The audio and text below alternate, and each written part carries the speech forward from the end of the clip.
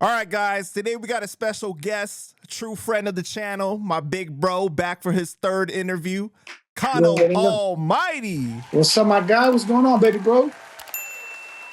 I'm good, man. How you doing? Good. Can't complain. You know, everything good.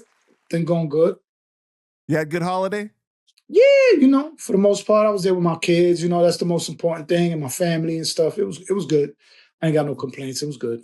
Definitely good. Yeah, man. I gotta say, I love seeing that. Like you spending time with your family and everything. Because your daughter just had a birthday too, right? Yeah, she was on the 23rd, bro. She's big girl now, bro.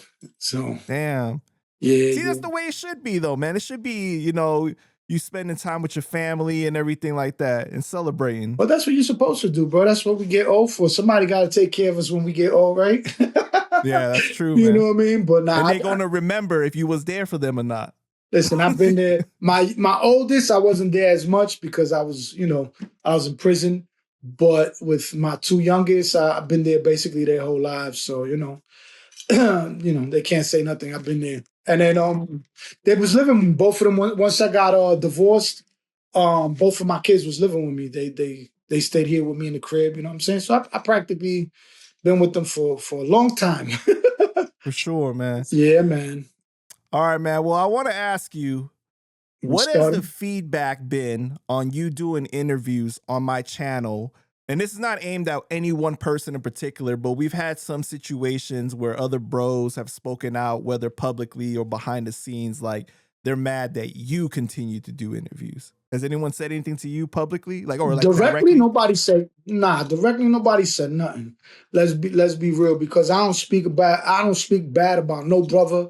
And if I did have an issue with a brother, I'm the type of dude that I go behind the scenes and reach out to the brother and address him before I take it publicly. So it ain't with me. It's just, you know what it is? A lot of these dudes sometimes be thinking that we throwing side shots or something because they feel like, or maybe they feel that they're relevant, or I don't know what it is. Like, I'm gonna be real with you. Like, this internet world is real strange. I'm still trying to get accustomed to a lot of this stuff, but I haven't been pressed. I've heard obviously they hit you up or they say some slick shit online, but then when you try to address them, it wasn't, I didn't take it. You know, it's always some funny, like, I don't know, bro. It'd be some funny stuff. You know what I mean? You know, I've interviewed numerous kings, from you to Blame to Ray Chester, King Flo, and of course Tone. But it seems like people really feel a way that I've interviewed you and Blame numerous times. So like, I don't know if they think like maybe I should be giving other people a chance, or they mad that they not on, you know? I mean, there's two different aspects. You gotta understand something. Like, first of all, me and you, we deal with each other, but people forget that, I was grinding in the music business on the underground scene for many, many, many years. So a lot of people don't understand that it's not just because I'm a king. We was working with a lot of different artists for a long time behind the scenes. So, I don't know if that's what it is, that they feel some type of way. And first of all, Blame got a lot going on for himself, bro. First of all, he's writing books. I don't know if you've seen, he got a book out. Yeah, I bought his book and yeah, I got the book over there on the bar stool over there in the bar over there back there. I got his book.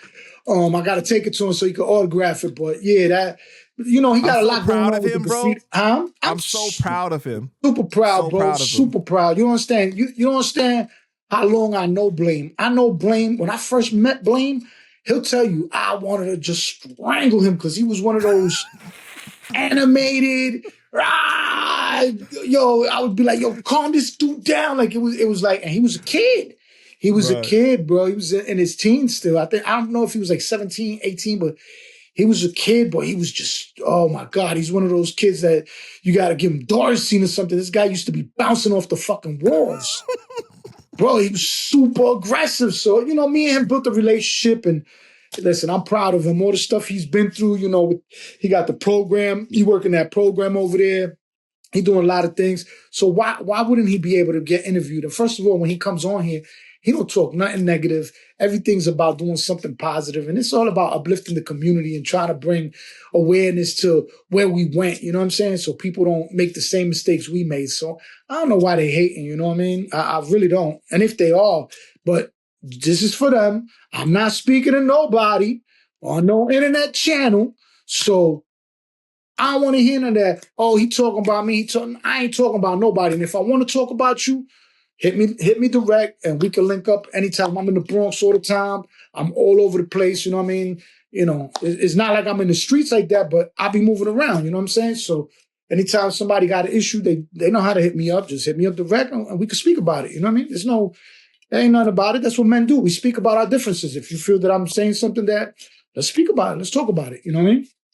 Yeah, and and that's what people miss, like what you're talking about with the music thing, right? It's like our interviews, while we touch on like the street aspect and the background of the Kings and stuff, a lot of it's still rooted in music. Of course. Like related to Kings, confrontations or whatever, but it's music based still, or like your history of what you've done, with all the Latino rappers and 326 and everything like that. It's like some of these guys that get mad though, it's like, well, bro, like, what am I going to ask you about?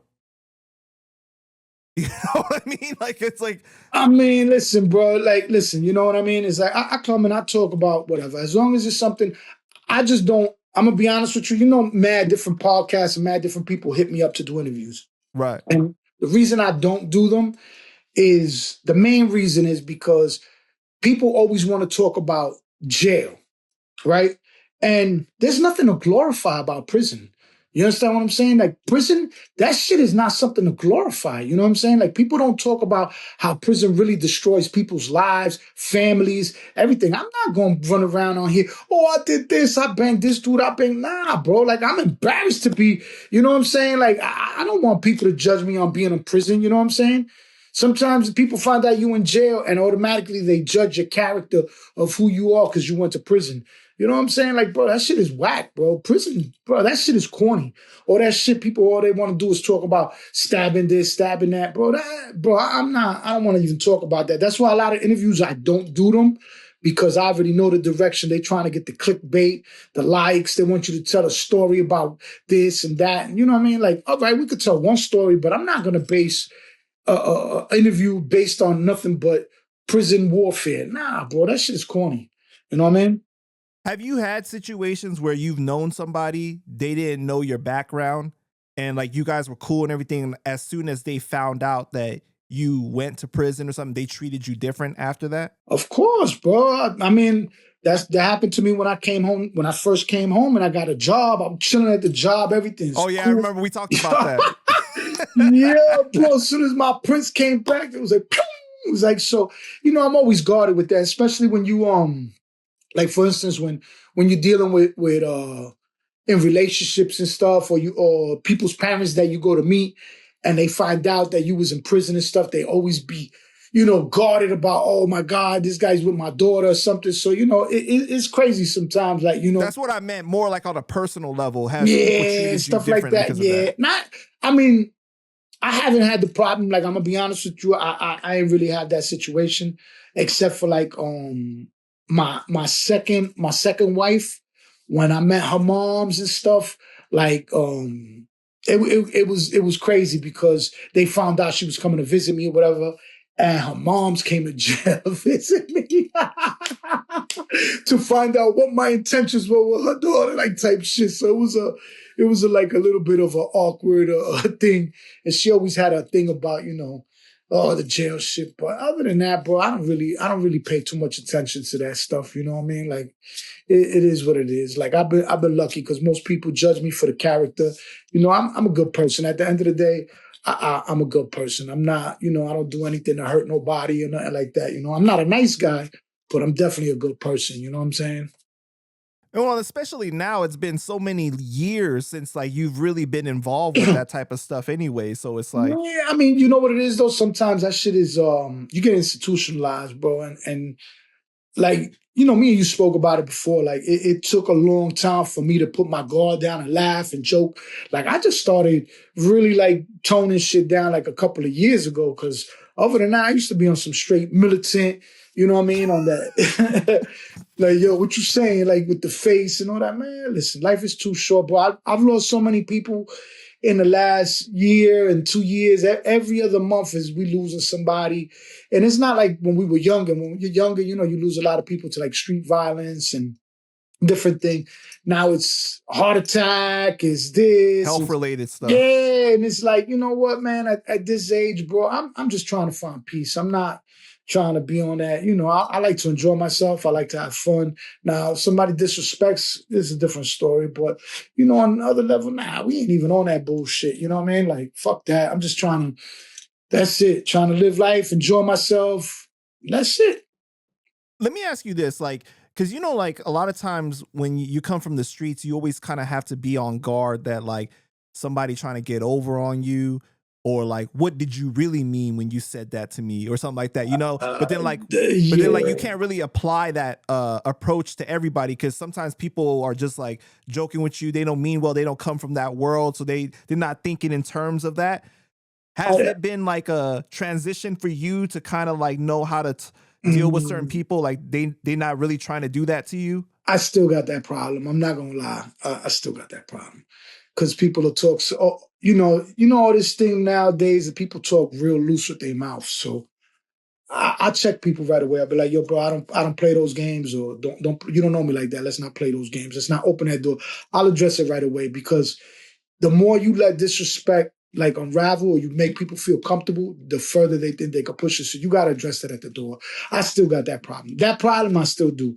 Like if I feel like you said something slick, but what you meant by that? You know what I mean? I definitely, you know, now when I'm at work and it'll be some work related shit, and one of the adjusters or somebody comes in with a parts dude or something and says something, I'll be like, bro, we at work, bro. Let's not, you know what I mean? I try to remember it's a different society. I definitely do, bro. I definitely got to hold back a lot, bro. But, you know. But do you think that like the average person is like intending for it to be slick like that? I don't think so. I think it's just certain people talk a certain way because they don't know the consequences of certain words. Like, you know, in the world I come from, I still don't play those games that SMD and inviting people to your privates and stuff like that. There's certain things that I just don't. Nah, I'm not saying pause. I'm not saying none of that when it comes to certain things, because we just not playing those games. You understand what I'm saying? So these kids are very loose with it, and they loose with bro. It's hard to keep up with today's generation because everybody's gender fluid and this and that. And I'm just like, yo, bro. I'm like, bro. Listen, I'm an old man. Just give me my space. You know what I mean? How have you seen the internet impact how, like, because you know, like before, like different regions, you grew up a certain way, the slang, the dress, and everything like that. But because of the internet now, it's like you could be from one area but talk like you from somewhere else because of, you know, you just like seeing it so much. It's like more of like a melting pot now, as opposed to like it's an identity crisis. A lot of people have identity crises. Yeah, I noticed that a lot when you go to like different states. But see, the problem is too, like in New Yorkers, a lot of people adapt to our slang. Like you go to Florida, they got their own slang, but they'll use New York slang because there's so many people from New York up there. You go to Atlanta, you go to North Carolina, you go to certain states, they use New York slang, but you know it's a New York slang, but because they got so many New Yorkers spreading out everywhere. So it's moving hard. there. Yeah, bro. Bro, you go to Florida, bro, Miami and Orlando. Like Orlando's like Brooklyn. Yo, bro, you go to Orlando and you see everybody you ain't seen in East New York and Bushwick and all these places in like 30 years. They all out there. Orlando, Tampa, Miami. You know what I'm saying? So it's bugged out. Like, you know, every time I go out there, you know, is I meet more and more people. Where you from? I'm from New York. I'm from New York. I'm like, what the fuck? But, you know. You never thought about moving out there? To Florida? Why is everyone moves out to Florida, though, from New York? I mean, at one point I did. I'm more thinking about like buying property in Puerto Rico.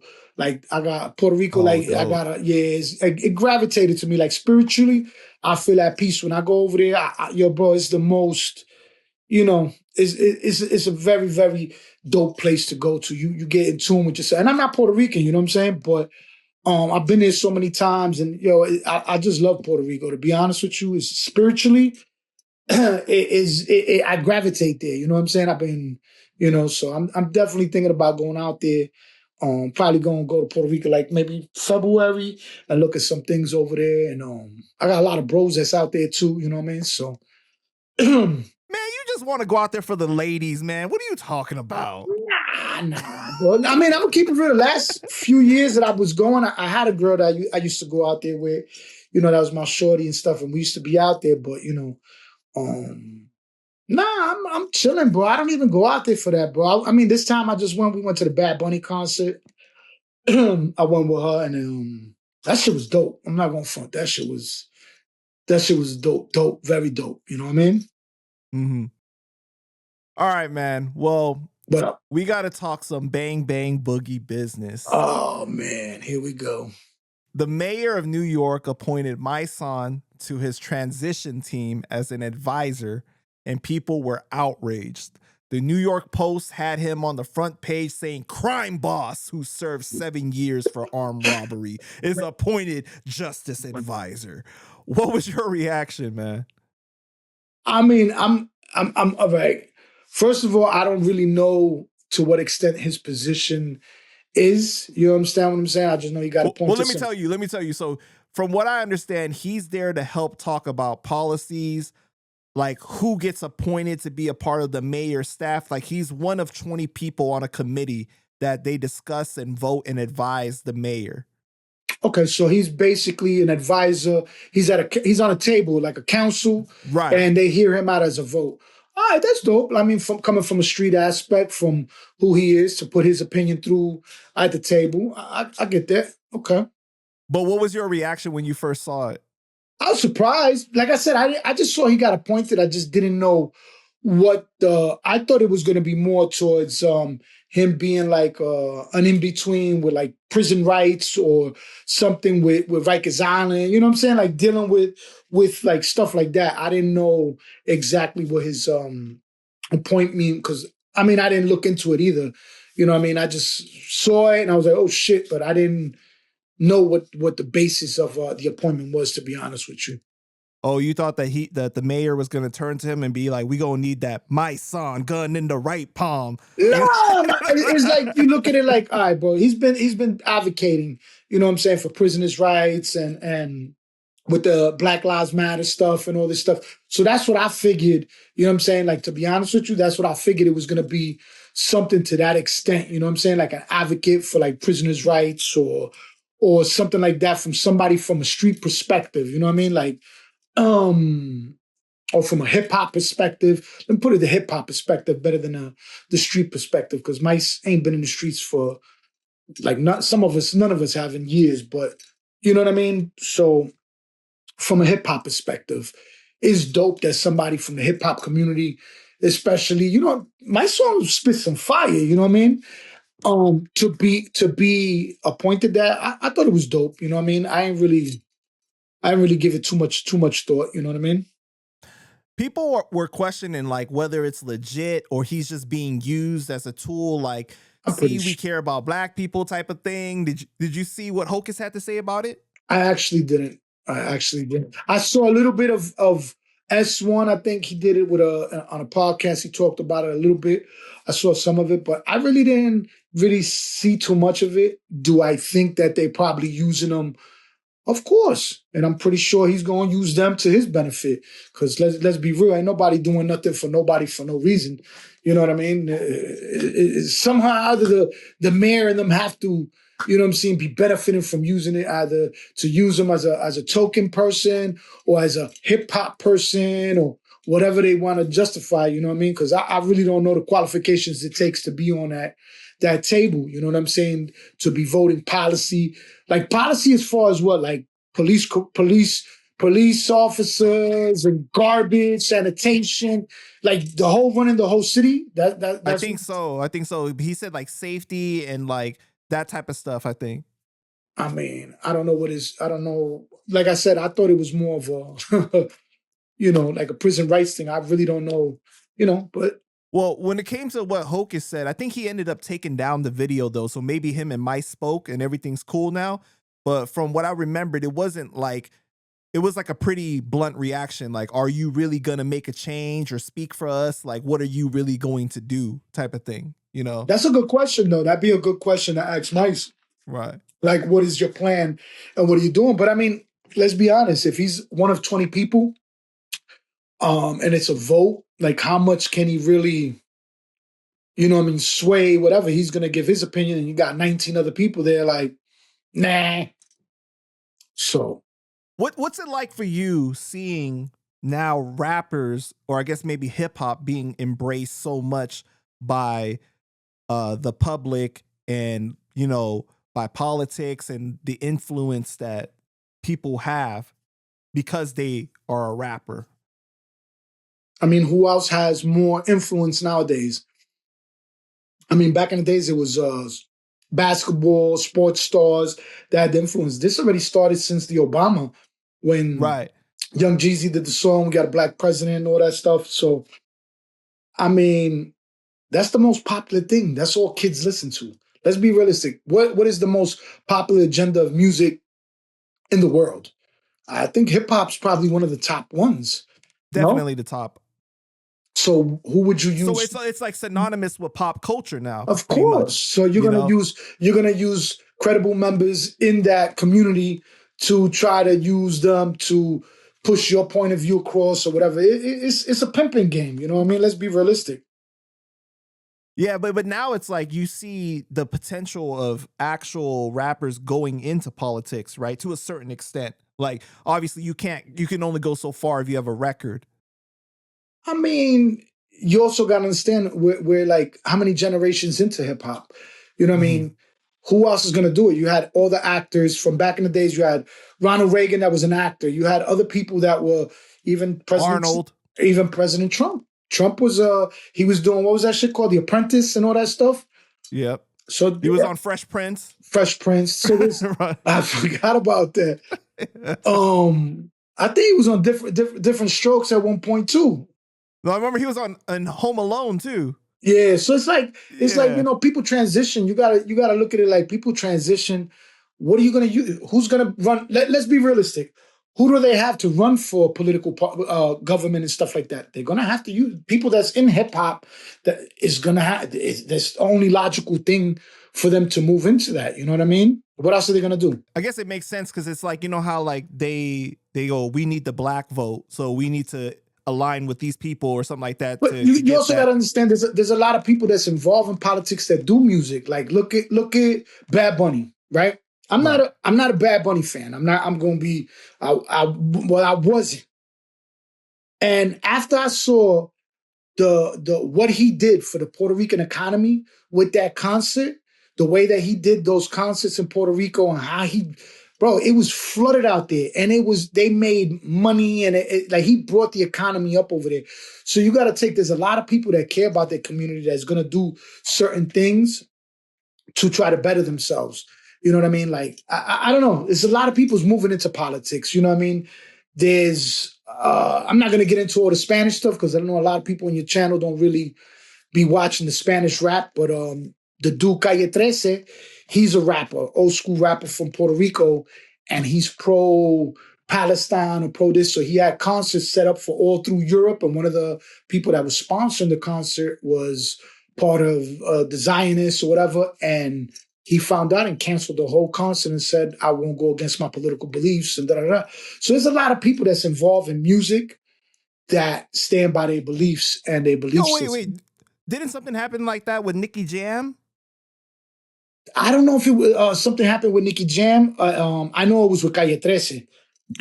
But it could be with Nicky Jam because Nicky Jam is real into the Puerto Rican thing too. That like, bro, bro, you gotta see it out there, bro. Like first of all, let's finish the politics thing, and then I'll take you to a whole different thing because then I'm gonna get sidetracked. So you know what I mean. But there's a lot of people that's involved in the community. You know what I mean? That are actually trying to better their community. I mean, listen, in New York, who else you got besides Mice that's been really pushing to advocate? You know, now you got S1 that's doing his thing, but I don't see S1 going into that. I see S1 going more into prison rights and trying to do something for the inmates because that shit in there is bad, bro. I get phone calls from in there. Yo, it's bad, bro. It's bad. It's bad business, bro. Like there's so much the people that's dying. I mean, they were dying when we was there, you know what I mean? But is getting to an extreme now with today's society, with the way you got everything's on the phones. It's so publicized and nobody's doing nothing to try to reform or try to better I get it. A lot of people, some dudes belong there. They shouldn't be in the street, but you can't treat people like animals. You know what I'm saying? You got to be a human. You know what I'm saying? You got to treat people like humans. If you want to be treated, you got to give them the basic necessities. And some of them in there is not even being given those necessities. Medical and things like that. It's just disgusting. It's disgusting. Well, to bring it back to S, right? And I think S will agree with this as well. S is a little rough around the edges. Like he wouldn't. Like, of course he is, bro. He's still getting his feet wet in the free world, bro. What are you talking about? That man just did an asshole full of time. Like, what do you mean? But what I'm saying though is that like he's not the type that's gonna be like, oh, okay, yes, sir, and like I'm gonna, and then like kind of like play the game. But he's not supposed to be. If you're an advocate, you're gonna speak however you speak. Because some people need to understand the way we talk. Fuck how they talk. You know what I'm saying? All that nice. But what I'm saying is that sometimes people will like, to get ahead, they'll play the game and do that. I can't see him playing the politics. Not S don't got the patience for that. Hell no. Yeah. He don't take no shit. He'll be like, yeah. What you said? Hold up. Nah, bro. But nah. But that's what I'm saying. Like, I see certain people like, you got to look at it. Who's going to be the people to move up there? I know we're not supposed to speak about certain individuals, but I see certain individuals trying to set that platform up. And I'm telling you, certain people trying to set certain platforms up, bro. Like, you could tell who's trying to run political and who's not. You could tell. You know what I mean? Absolutely, man. What was the thing that you were trying to say before? You said for us to finish the political part first that you wanted to go into. No, but I was saying is like the whole thing that from the minute that you got to the island and you seen how, bro, it was every day was a concert, dude. Every day was a concert. Every day. You know the amount of people that were there in those concerts? Half the concerts was flooded with people from outside of Puerto Rico. There was people there from Spain, from Peru, from Santo. There was people there from everywhere. We was online, and we actually had some good tickets, and we was chilling. So as we're going, we talking to people. Yo, y'all came from Spain. These people came from Peru. These people came from here, and I was bugging how much money they spent to get to the island to go to the concert. Not for nothing, is one of my top concerts of all times. That I'm gonna tell you, this shit was amazing. And the dude is definitely ill. You know what I mean? So, what did you think about how people made it such a big deal about him performing at Super Bowl? Yeah. All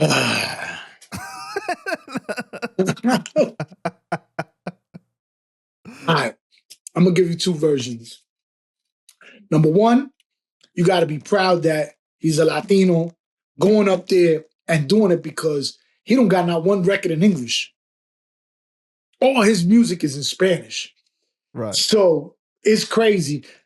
But on the flip note is like, bro, that's like what do you call that shit?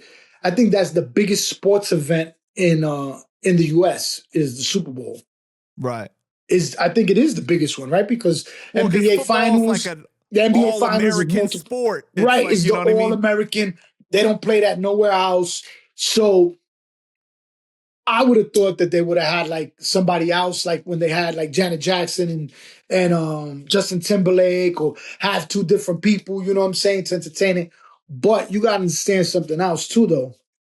It's a psychological thing, because let's talk about whoever's sponsoring the Super Bowl. You know what I'm saying? You got to look at it like, are we doing a business, or why I think they put them there? Because the reason I think they put them there is because how many people want to go to that man's concert and are not able to go to that man's concert across the world? We're talking about across the world. How many people in Argentina, Ecuador, Spain, all these different countries are going to tune in just to watch that Super Bowl? just to see Bad Bunny. Oh, yeah, you're So right. you're talking about millions and millions and millions of viewers clicking American sport that now is going to be the highest rated viewed event in world history. Fuck US history, world history. So you got to look at it like this is a game. You got to think ads now. How much the ads are going to pay for that. Okay, so there we go. There we go. So to me, it's a marketing campaign. I think it's fucking genius because he's the biggest fucking artist. And remember, he refused to do any shows in the US because he said he's not going to have ICE arresting his fans coming to see him. So that's why he didn't want to do it, because there's a lot, even though Puerto Rico is still a US thing, but he didn't want to do them out here because of the ICE situation out here. But like I said, bro, this shit is dope. And I think it's a political plot. Like I said, you know, who else? To be fair though, too, Latin music is the biggest because it's genre of music. It's the biggest market. We're the biggest market. You know what I'm saying? Like, there's certain artists that they don't need a world platform. Like, if you want to break a music, like, I don't know now, but before, the place to either break to get big would either be Mexico, Brazil, or Colombia. Those were like the main places. Mexico, if you hit in Mexico, bro, you don't gotta go nowhere else. You could just stay doing tours forever in Mexico. Brazil's the same thing. They're fanatics over there when it comes to certain music. So a lot of hip hop dudes used to go to those different markets, but now you gotta do like this guy. He's not a regular artist, bro. This dude is like the Spanish Michael Jackson. I don't know who else to compare. Yeah, I don't know who else to compare him to. Like, he is like, you know what I'm saying, one of the top. And it's crazy because you go anywhere and they know this guy. They know him. Look, now he's doing movies. He's doing that. So you got to take your hat off to him and be like, commercials. Right. So, and I think the only reason he accepted doing the Super Bowl, this is all my opinion, of course, you know what I'm saying, is because he knew that now the Latinos are going to turn around and they're going to see the market that across the world. Bro, who else is going to tune into that? Like, you know, I'm ready to go get tickets just to go take my daughter, you know what I'm saying, to the Super Bowl, you know what I'm saying, so she could see the concert, you know what I'm saying? So it's crazy, bro. It's crazy how many people, you know, support this guy. You know, it's just, and I love it. You know what I mean? It's dope that a Latino's finally at that place that he can dictate basically what he's gonna do and what he's not gonna do. You know what I mean? Like, let's be real. How much do you think Jay-Z had something to do with making that happen? I think he had a lot to do with it. I think Jay-Z is a marketing genius. If you look at everything he's done with Rock Nation, look how he's been doing everything.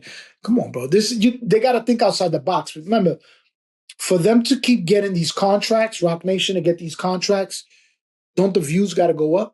Right. Don't the people, the audience, have to keep growing and growing and growing and getting bigger and bigger and bigger? So why not get the biggest artist there is right now? Let's be real. Hip hop wise, they already bought Kendrick. He was the biggest at that moment last year. He was the biggest.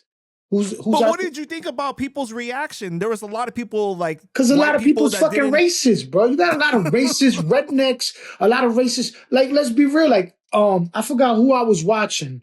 It was a radio person, and he took Bad Bunny's music and he put it into, I don't know if it was that AI shit that tells you the lyrics. I don't remember if it's the chat GPT, whatever the thing is that they took all his lyrics and to translate it to English. And it was like, whoa, this shit is crazy. His lyrics is mad raunchy. Da, da, da, da. Like, people don't even know what he's saying. So if you get these people, who's the people that spend the most money on Super Bowl? People with money. I don't got fucking 10, 20 bands to go buy. I know you don't. I don't. Regular people don't. So people that got money is that spend that money to go out there to go to the Super Bowl. How many of them really understand Spanish? How many football players you have that are Spanish?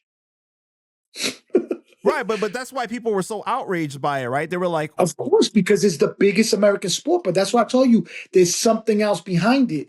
Because, like I said, if we're talking about doing it here in the US, it doesn't make sense. But if you're trying to grow, how do we know they're not trying to grow the league to bring in England or bring in Canada or bring in other countries into the NFL? How you know they're not trying to grow like they did with basketball, with soccer? Let's be real, the biggest sport in the fucking planet is soccer. right. You would think Bad Bunny's gonna go to the World Cup or go to like some of the Spain soccer matches, the finals over there, or you know what I mean? Like one of those, you would expect him to come out and be like, perform at a soccer match because it's Latinos. But there's a science behind it. They trying to bring that to one of the biggest markets. Mm-hmm. That's my whole thing is I think it's all about the views because I'm telling you, once they put that up, you're gonna have people from all over the world watching an NFL game just to watch Bad Bunny. They could give a fuck who's playing. They just want that halftime show. I'm telling you, and those numbers are gonna be so retarded that Jay-Z's gonna be able to renew the contract or do whatever he wants at the number he wants. Because once you pull an event like that, you quadruple the numbers and all that. Imagine the advertisement campaign, the numbers behind that. Is Budweiser still doing? Because Budweiser always had the crazy. It was what Budweiser, Coca-Cola, and who else always got the crazy Super Bowl shits? There's another usually company. A car company, right? Like Chrysler or some shit. Car company is a car company. They used to do the Duracell batteries back in the days, but lately it's been more like I don't know. Budweiser's doing it. I don't remember any. Usually Budweiser always does the big. Well, they're like American, like when you think of America, like beer, true. Like that's Budweiser. Budweiser or right. Coors, it's like exactly. It's just like cigarettes is like the Marlboro man. You know what I mean? Man. You always see the cowboy with the cigarette over there, like the Marlboro man. But yeah, that's what I think, bro. To be honest with you, that's definitely what I think it's a marketing campaign. That's me personally. You know what I mean? Because nobody else thinks about that. Like I had this argument so many times because I'm like, nah, bro, they don't give a fuck about the numbers here. Bro, you're gonna have Central America, South America, and Europe tuning in just to see that Bad Bunny because they couldn't make it over there and they might not ever see them in this country. And what other channel you gonna see him? No, they tuning into that. They're gonna be tuning in across the world just to see that event. And the YouTube video alone, that's gonna be on the NFL page or whatever. That you know what I mean? That shit's gonna be ridiculous. Of course, that's what I'm telling you. That like, bro, it's listen, my hat to him, bro. Amazing that he could climb to that level of superstardom and break barriers. But everybody's saying, what about Shakira? She's not American. She was on that stand. She's Spanish. A lot of her songs, but the difference is she sings in English. She has songs in English. She got a nice ass too, and she shake it.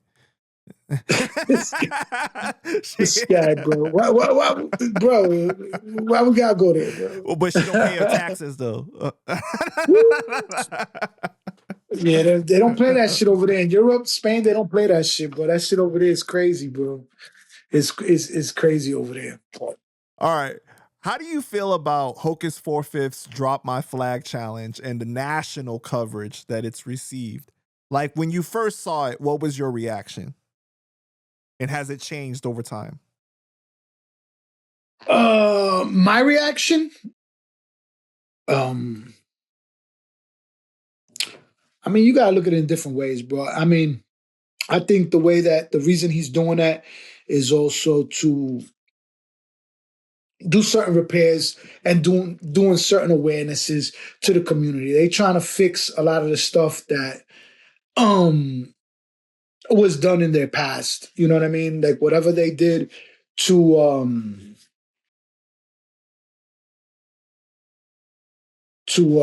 damn, I'm stuck right now.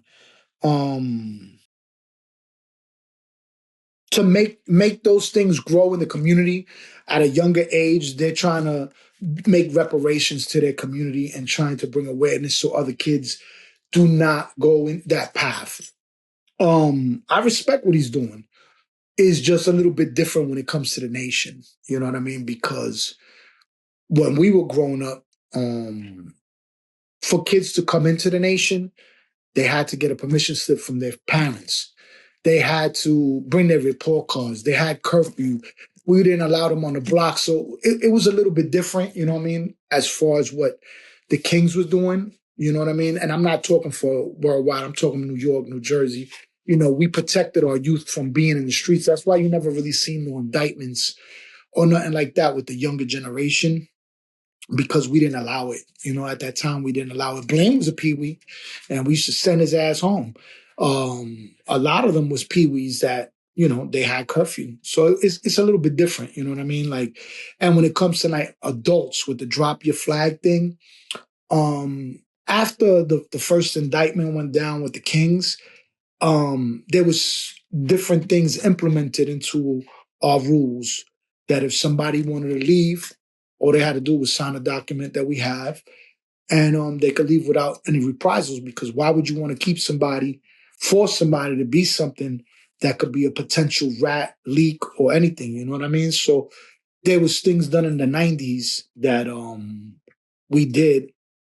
Wait. So there's no, because, you know, all these YouTube documentaries and all this stuff say, oh, it's blood in, blood out. And it's like, you know, they not leaving. This is how it began. This is what I'm trying to explain to you. That's how things began. But after the first indictments came with King Blood and all of them, right, there was something implemented. I'm not going to get into exactly to it, but it was implemented because they felt like there was certain people that were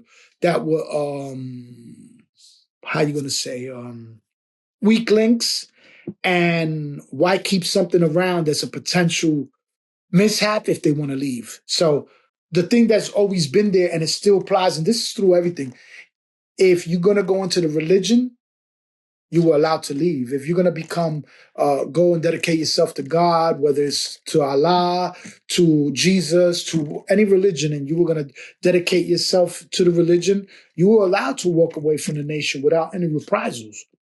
And this is before things got into, you know, but after the indictments, it got so crazy that they implemented a law, something inside of our codes, for them to just sign it and they could leave. They want to leave, they leave. Now, some people didn't leave for the right reasons. Some people left to become Bloods. Some people left, you're getting an open door and now, fuck that open door. Now you went and joined up with somebody else after we let you go. All right, boom. So there was different things that happened, you know what I mean? But there's actually one dude that speaks about that, which is Polo. That he talks about how Blood gave him his walking papers, and after that is when shit happened with him, and then he became Blood afterwards. So, you know, but yeah, what else? So when it comes to the drop my flag challenge, though, so how do you feel about it, though?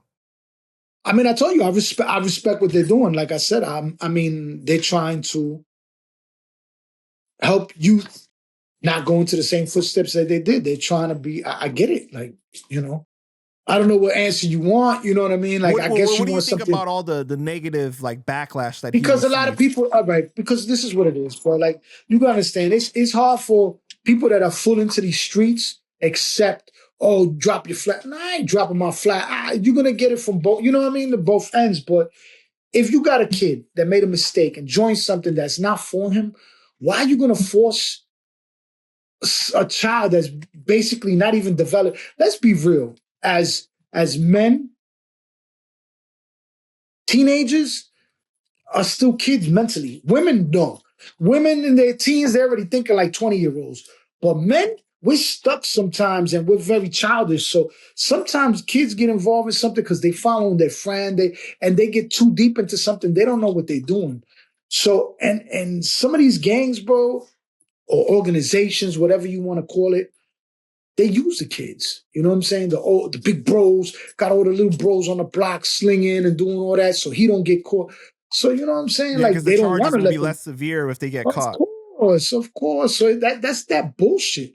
So I respect what he's trying to do. He's trying to clean up what, you know what I'm saying? Like, a lot of us have our own reasons for doing certain things. So, you know, Hocus is trying to give awareness to it. Now, these grown men, it's like, oh, I'm dropping my man. If you a grown man, you could just walk away from everything. But a lot of these dudes need that flag to make them feel important. You know what I'm saying? Like, that's what I don't respect. I don't respect these dudes that they it's just a lot of corny shit, you know what I'm saying? Like, shit got watered down over the years. It's not like, the crazy shit is like you see a lot of the older men that been around for years, there's a common respect because there was a code of ethics, you know what I'm saying? Yeah, when we was at war, we was at war, but outside of that, it was a respect. It was a street respect. Nowadays, nobody follows the street code. Nobody follows the, you know what I'm saying? Like the way we used to pump, you know what I'm saying? Nobody does that anymore. Now is mad reckless, mad like, I don't know, bro. It's like, but I definitely understand what they're trying to do. And it's not just them. There's a lot of other, like, it's Hocus, S1. There's a lot of the other old school Bloods that was on the island doing things that their names carried weight, and they supporting the movement, you know what I'm saying? But there's a lot of dudes that's corny too, you know what I mean? That use things for opportunities and stuff like that, you know what I mean? And try to piggyback off whatever they doing, you know what I mean? But I respect what he's doing. I definitely respect what he's doing. Well, two things. Well, what you were saying about, kids, like specifically males, right, not being fully developed, because they said that the frontal lobe is not developed until you're like 25 or some shit like that, Right. So right. Definitely, I mean, I know I was still doing dumb shit until a certain age, you know what I mean? Because we don't really take account of the consequences. Right. You know what I'm saying? What I'm saying? Like, yeah, bro, like a lot of people at that age do a lot of dumb shit. Like, you don't think about the consequences. That's why a lot of these kids that you see doing all these shootings and doing all this dumb shit is because they don't look at the consequences. They think they living in a movie or they living in a game, or it's like they don't see what reality is. You understand what I'm saying? It's like, well, I mean, a lot of like popular things, whether it's movies or music or, video games, they romanticize certain lifestyles and things like that. And they, it's not everybody reality. Romanticize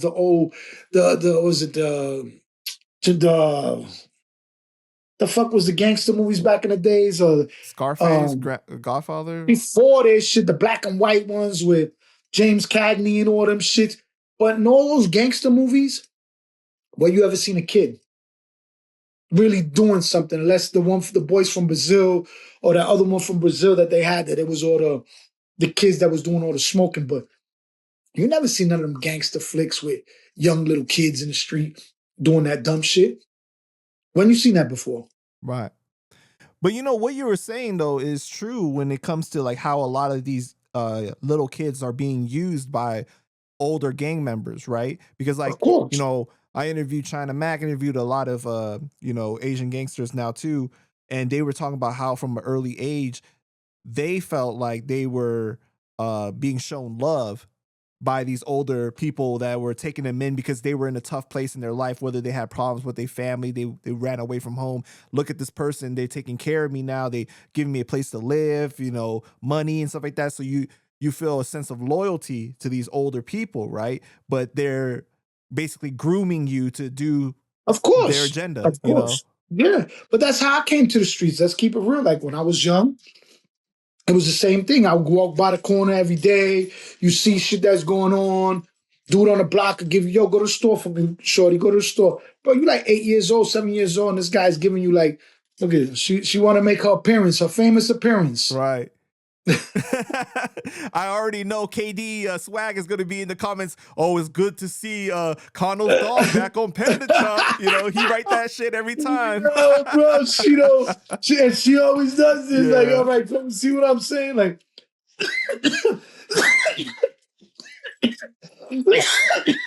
all right, calm down. Get out of here. Go over there. So she looked right at the camera. Yo, she's a fucking diva, bro. I'm telling you. Look, it's when she won't come near me the whole day unless when she wants to get pet, when she wants something, whatever she wants, that's what she wants it. When she's she a pit wants bull, it. Right? She's an American bully. Oh, American bully. The other one I got is a pit. But this one is she's just a diva, bro. She whenever she wants to be. All right, go over there. Go get Cookie. Go get Cookie. So, well, because she's gonna keep going here. Go over here. There you go. All right. But a lot of these dudes be doing that. Like, I remember being on the block and coming to school, and the older dude on the block will give you a couple of dollars to go to the store. Next thing you know, they doing that on a regular basis. Yo, do me a favor, yo, go take this and take that to down the block. Over here, you're gonna see such and such. I'll get you a pair of sneakers. And they start grooming you. Right. To start doing these things. And that happened to me when I was young. You know what I'm saying? I was running around taking shit from this block to that block, this block to that block. They ain't not gonna respect a little 10-year-old kid. My moms ain't had no money. We living in Yonkers. I want a pair of shell tops, Or at the time, I don't even think it was shell top. I think it was the Pumas. But yeah. Yeah, man. That's crazy. So, and I feel like Hocus has received a lot of backlash from the West Coast because the gang politics is so different, right? Where it's like telling the West Coast to like drop the flag is kind of a little different. So yeah, I know people like, I think Spider Loke and Bosco 100, they had a little bit more of like a harsh response to some of the things that he said. You gotta understand that's generational. It's different. It's like Midwest, is like Chicago and all that. Yeah, that's why you didn't see me say I respect what he's doing, but I just see the difference is that our jobs as kings was to fight for our community and uplift ourselves. So it's different. Like I don't know. It's like it's a hard thing to say, because for you to turn around and be like, yeah, I'm gonna drop my flag for people that have been in it 20, 30 years, but at the same time, what are you supposed to be on a corner with your flag at 60 years old and do what? What is your purpose? You know what I'm saying? What is your purpose in society? What are you doing to better the youth? So I get it's not how everybody takes it, like it's an actual flag. I get what he's saying. He's trying to get the youth away from the criminality of what certain things represent.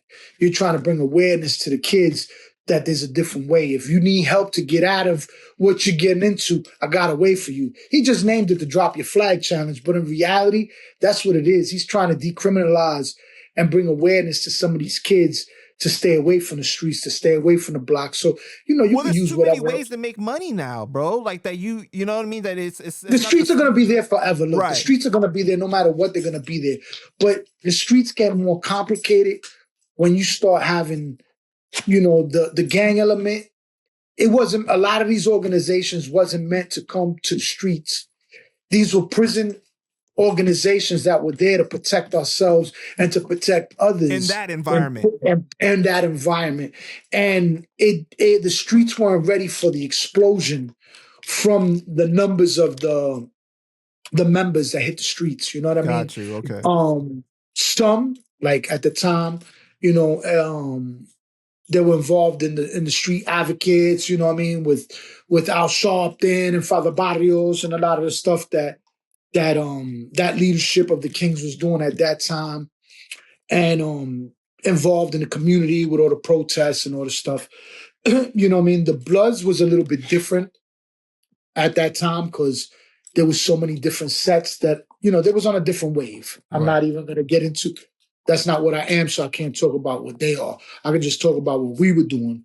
But that's what was going on. So at the same time, there's a lot of still behind the scenes shit that's going on. Everybody's not squeaky clean. Everybody's not this. You still got dudes doing this and doing that. So, so that's how a lot of people got caught up. But, the appearance of what they were trying to do, they were trying to follow the blueprint of the Young Lords. You know what I'm saying? That was the blueprint of, trying to repair the community, trying to defend and protect our community. So it's a little bit different. Like I said, with the youth, we didn't play that with the Pee-wees.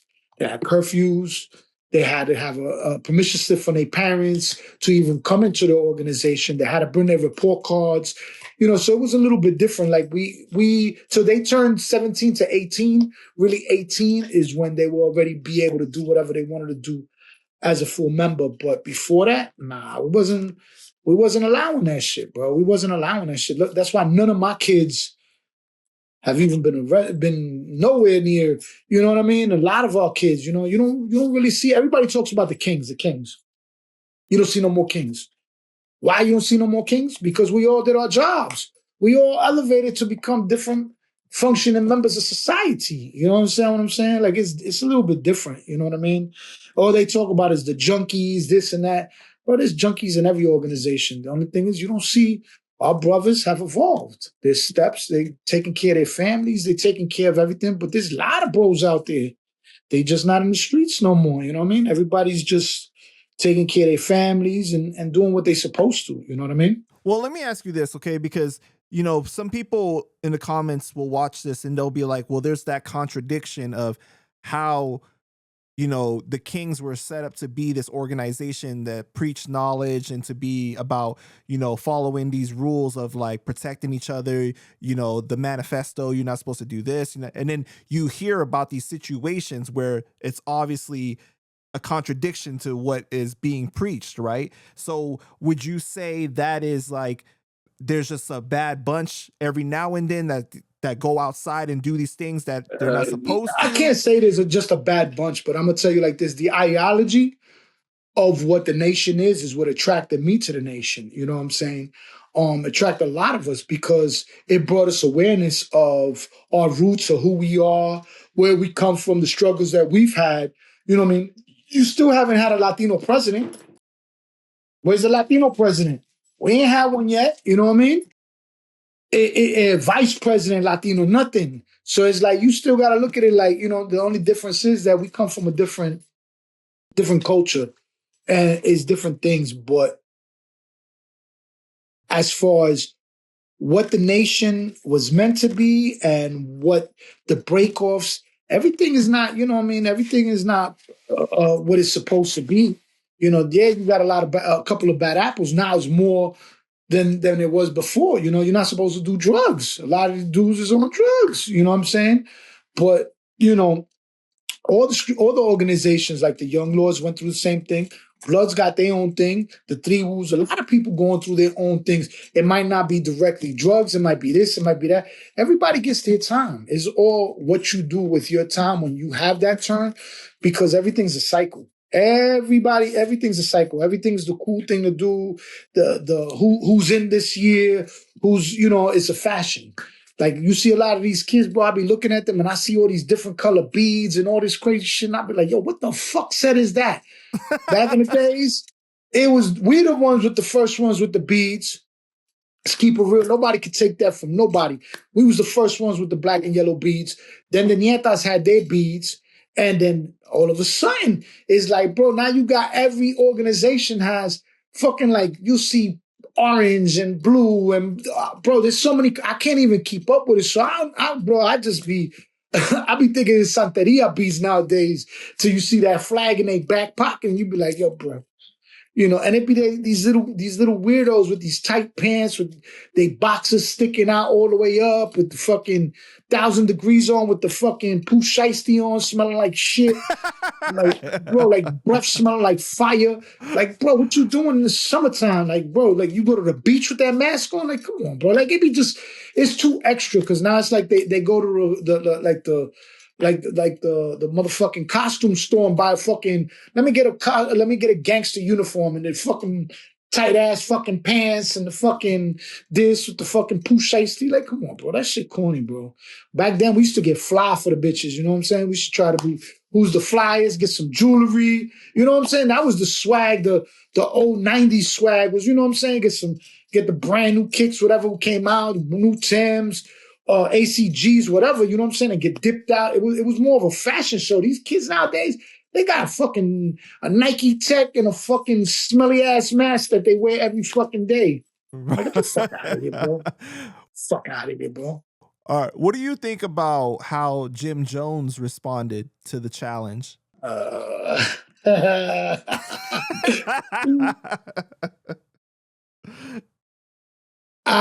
think he didn't think through what he was going to say.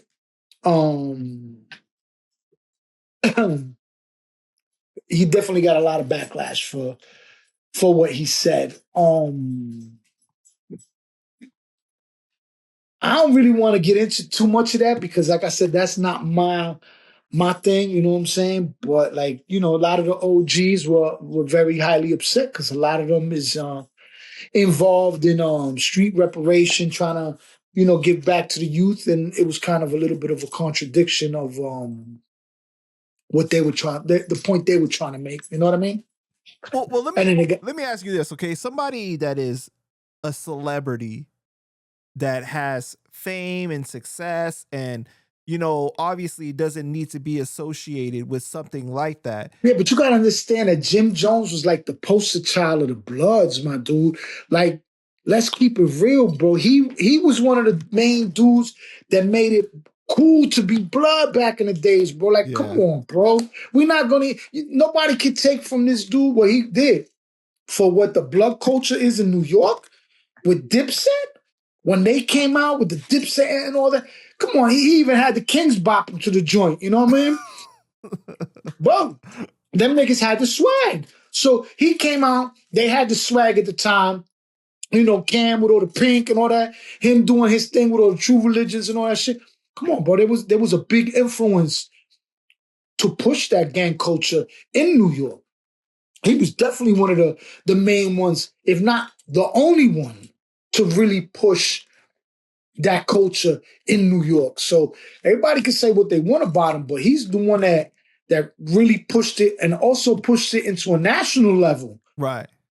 You understand what I'm saying? Because a lot of the fads that happen in New York go to other places, go to Atlanta, go to a lot of these dudes that wasn't Blood before became Blood.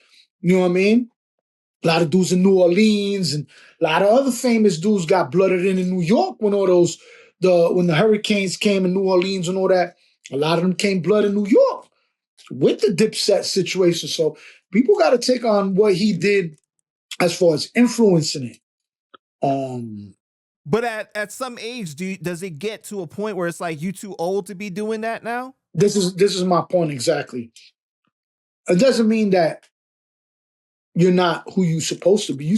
Bro, you could be whoever you want to be for the rest of your life, but you also got to teach the youth not to make the same mistakes that we made. But in his situation, you got to look at it also too. He's never been to prison. He's never fought those wars or got involved. He came in the street, and for him, being a gang member has actually helped his career. So, you know what I mean? Like, he might not even be able to identify with some of the other Bloods that went through different trials and tribulations. You understand what I'm saying? Right. Like, And I think that's some what people. Hassan's issue with Jim Jones has been too, because it's like you benefited off of, you know, pushing this culture, right? But your own kids are not living by that culture. They're going to private school and stuff, you know, but it's like, you know, you get what I'm saying, right? Like, I think that's why Hassan was mad about that. I get what you're saying. I just think that he had a poor choice of words. I think he didn't really think through what he was supposed to say, because at the end of the day, I don't really see nobody have anything against helping our youth to guide them in the right direction. You're not going to be able to get everybody, and nobody's saying if you not to be. What they're telling you is, if there's a problem and there's a different way and you want to leave, I got a way out for you. That's basically what he's saying. Like, he's trying to guide people away from it. You want to do what you do, that's on you, bro. Like, you know, like I said, we didn't have that problem when it came to our youth. It's a little bit different. So that's why I can't really get into I'm not what they are, you know what I mean? Right. I'm also not gonna sit here and be like, oh, well, drop my flag. No, my job as a king is to elevate myself into a point that I'm retired, I'm ancient. I don't gotta be over there on the block doing none of that. You know what I'm saying? I don't gotta go to meetings. I don't gotta go here. I'm a king always at my heart. As long as I'm taking care of my castle, my kids, and my queen, you know what I mean? And helping the community and not being a piece of shit.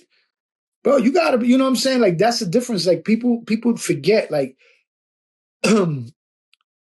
that's just, you don't see them. Like, most of the Bloods co-defendants, a lot of them came home after doing all that time from the 90s, 20 plus years.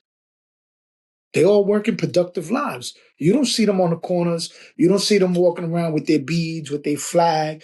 Nah, that flag shit, all that shit, nah. We still who we are, but we here to, now we got to build our kingdom, our castle. You know what I mean? My brother Different needs me. chapter. It's a different chapter in life. And if you don't know how to let go of that chapter in your life, then there's a problem. There's a problem because you are just not elevated. It's like you go to like every time I go to my old neighborhood, you always see that dude that you've been seeing in the same corner for the last 40 years, still over there, still drinking, still fucking selling nickel bags or whatever the fuck they doing. That same shit they've been doing for 40 years.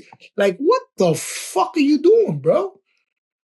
What the fuck are you doing? And that's the ones that some of these young dudes gravitate to because they've been there so long, getting this little money. They always got the new sneakers, the new this, but they fucking bums still living in their mom's section of their apartment. Wow. You understand what I'm saying? Like, let's be real. I will say though, didn't Jim walk back his comments a little bit and clean it up? I didn't really see it, but I think he did try to. Like I said, I think he just had a choice of poor words when he said it because he's talked about a war and this and that, and then the repercussions was like, what war you fought, and you know what I mean. It's a difference. Like you gotta understand, like members from prison and street members. The members from prison don't really respect the street members the same. Right? And the reason they don't is because they haven't been through trials and tribulations and the different battles and the different things they've been through behind the wall. But the way I look at it is the bros that been out here 20 years and been in the field and never been arrested, those are the ones I'd be like, salute. We the dumbasses that got caught up on the dumb shit and had to go to fucking prison for dumb shit. You know what I'm saying? Like, I don't know, bro. It's like people be glorifying different things, you know what I'm saying? And a lot of the dudes that did a lot of time, you never see them really glorifying it, except for a couple of whatever. But a lot of the older dudes that was really names, rang bells in the prison system, you don't really see them glorifying too much of that. You see them just coming home and just trying to, fit in and do what they got to do and try to give back to society and do what they got to do. You know what I mean? Like, right.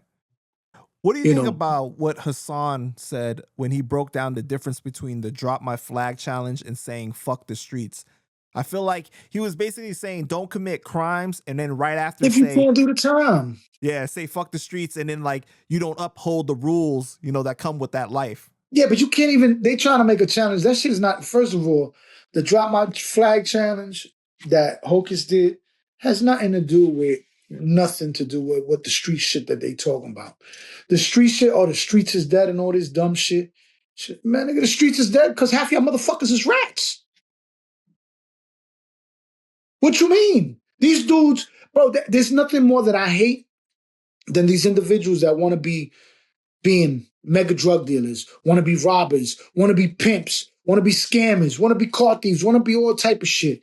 And then when they get fucking handcuffs put on them, now they want to tell. Now they want to cry. No. Go inside, sit down. See, that's what the law should do. No, nigga, you did the crime. You're not going to tell on nobody. You're going to go in there, you're going to do your time so you learn. But the same people that go in there, they turn around, they snitch, come back out, do more crime, snitch on the next one, come back out, and it be the repeat offenders that be the rats, the confidential informants, whatever the fuck you want to call them. Listen, you don't want to get caught up in the street shit, don't do no street shit. But if you do street shit, there's a code. You know what I'm saying? There's a code. You hold your weight for your dirt. That's it. You know what I mean? It's not respected as it was because there's so many of these dudes are such rats, but God forbid they go to the feds and they go to certain pens. My dude, they're not going to have a good time. They could go to these little camps where Diddy's at and all these dudes and be all right. But go ahead, hit a pen or hit a max and they see your paperwork no good, see what's going to happen. You know what I mean? Like, come on, bro. Like, that shit is whack, bro. A lot of these dudes, that's why I don't respect. Listen, like Hassan said, there's a street and there's a sidewalk. I'm in the streets every day, picking up cars, going to deal with people on the streets on some regular, you know what I'm saying, square shit, you know what I mean? But I'm in the streets, getting accidents, going to see cars and stuff like that. But as far as Nah, bro, you gonna call me for some shit? I'm good, bro. I'm gonna stay over here. I'm park my ass on the sidewalk and just, I'm good. I'm good. You know what I mean? But you know, That's like it. when you hear like a lot of these officers talk about it, right? They say the percentage of people that get caught up and don't snitch is very small compared to like how much it's preached. Yeah, but you're talking about now. We're not. We're talking about now. Look at society, bro. But even Society. look before, right? With like all the big mob bosses and everything, most of them told though. Yeah. I don't know, bro. Like I'm gonna be honest with you. Like I've seen all type of people tell. It doesn't even matter who it is, but you know, if you're gonna be in the streets, bro, if you can't handle the heat, don't do it. Don't do it. Look, in my case, if I would have turned around and told on my case, I would have got more time than I got for not telling. I went to trial. I got a good number after the third trial, and I was able to plead guilty and go up and didn't have to tell on nobody. If I would have told from the beginning, the offer from the beginning, not the beginning, but the second trial, 15 to life to cooperate. So it's like, bro, sometimes, my nigga, you just gotta shut the fuck up, get a lawyer, don't say nothing, and that's it. But these motherfuckers want to think they smarter than the police. They want to go into the room, be cool. Oh, I just want to see what they got. I just want to see what they got. Oh, you want some cigarettes? You want some McDonald's? You want this? Next thing you know, this nigga's acting all cool. This nigga feels comfortable. Oh, yo, he cool as fuck. Oh, yeah. You know, such and such, yeah. Motherfuckers telling. Rope them in. That's what their job is. They're cops. Good Right. cop, bad cop. That's what it is. Like, do I think that's why I said, in that sense, the game, and what I'm gonna say is not the streets, because the streets gonna be there forever. But the game is over from the game we used to know. It's a whole different set of rules going on. You know what I mean? Once you got like famous rappers being straight out rats and people like co-signing them and they still fucking interviewing them and they still giving them airplay. That shit would have never happened in the 90s. The only one that you ever seen that had that type of little bit of traction like that was Alpo. Other than Alpo, you never seen no other rat like that get like, you know what I'm saying? Like co-sign like that? Right. Never. So like, so you're not even surprised anymore when you see this stuff like with like YSL and like all that stuff. Nah, be surprised about what? These dudes, bro, the game is, you're not supposed to debrief. Your number one thing is you're not supposed to debrief. You know what I'm saying? And it's not because of you telling or not. First of all, it is your judicial right. It is your constitutional right to ask for an attorney. Right? When you get arrested, they read you the Miranda rights, right? They tell you what your rights are. So they're telling you right there what your rights are. Then they bring you to the room. I'm not speaking without my lawyer. But why is this your constitutional right? Because anything you say can and will be used against you. But these motherfuckers think they smarter. Oh, I'm gonna go there, and then the cops play at it. If the cops don't got nothing, they're gonna give you. Some people are gonna walk. They rather let go of certain people to get one dude. They don't give a fuck. They don't give a fuck. Yeah, they don't care. You know how it is, bro. You know what I'm saying? Like a lot of dudes, like I said in previous things, they rather, like, again, we'll go back to the King Blood thing. The government could have stopped how many murders? They had copies of all the letters. They had the letters going out. All they had to do was stop the letters. They had them for conspiracy. They could have gave them time for the conspiracy, but they let the murders go down. They let the letters go out. People are dropping. Bodies are dropping. Bodies are dropping. And how many bodies had to drop before they picked them up? Like, you got to think things logically. Like, why did they do that? It's crazy. You know what I'm saying? And with that is how many other organizations and things like that. Like, bro, it's like, you know, I don't know, bro. Anyway, let's move on to something else more positive. Well, positive. Well, Well, what did Nah. you think of your man 6ix9ine Oh saying he God, is this willing fucking to guy. go to prison for life to get back at the kings that jumped The him? fuck out of here. Why? You really want to meet them? They're not too far from where he's at over there.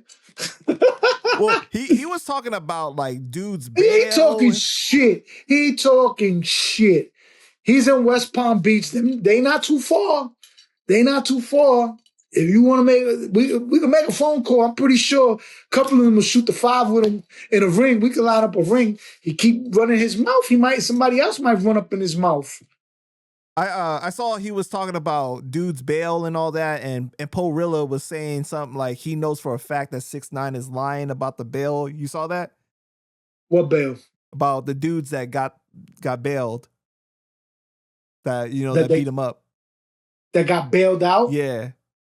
What about it? He was talking about it, but like Poe was calling him out saying that he was lying about it.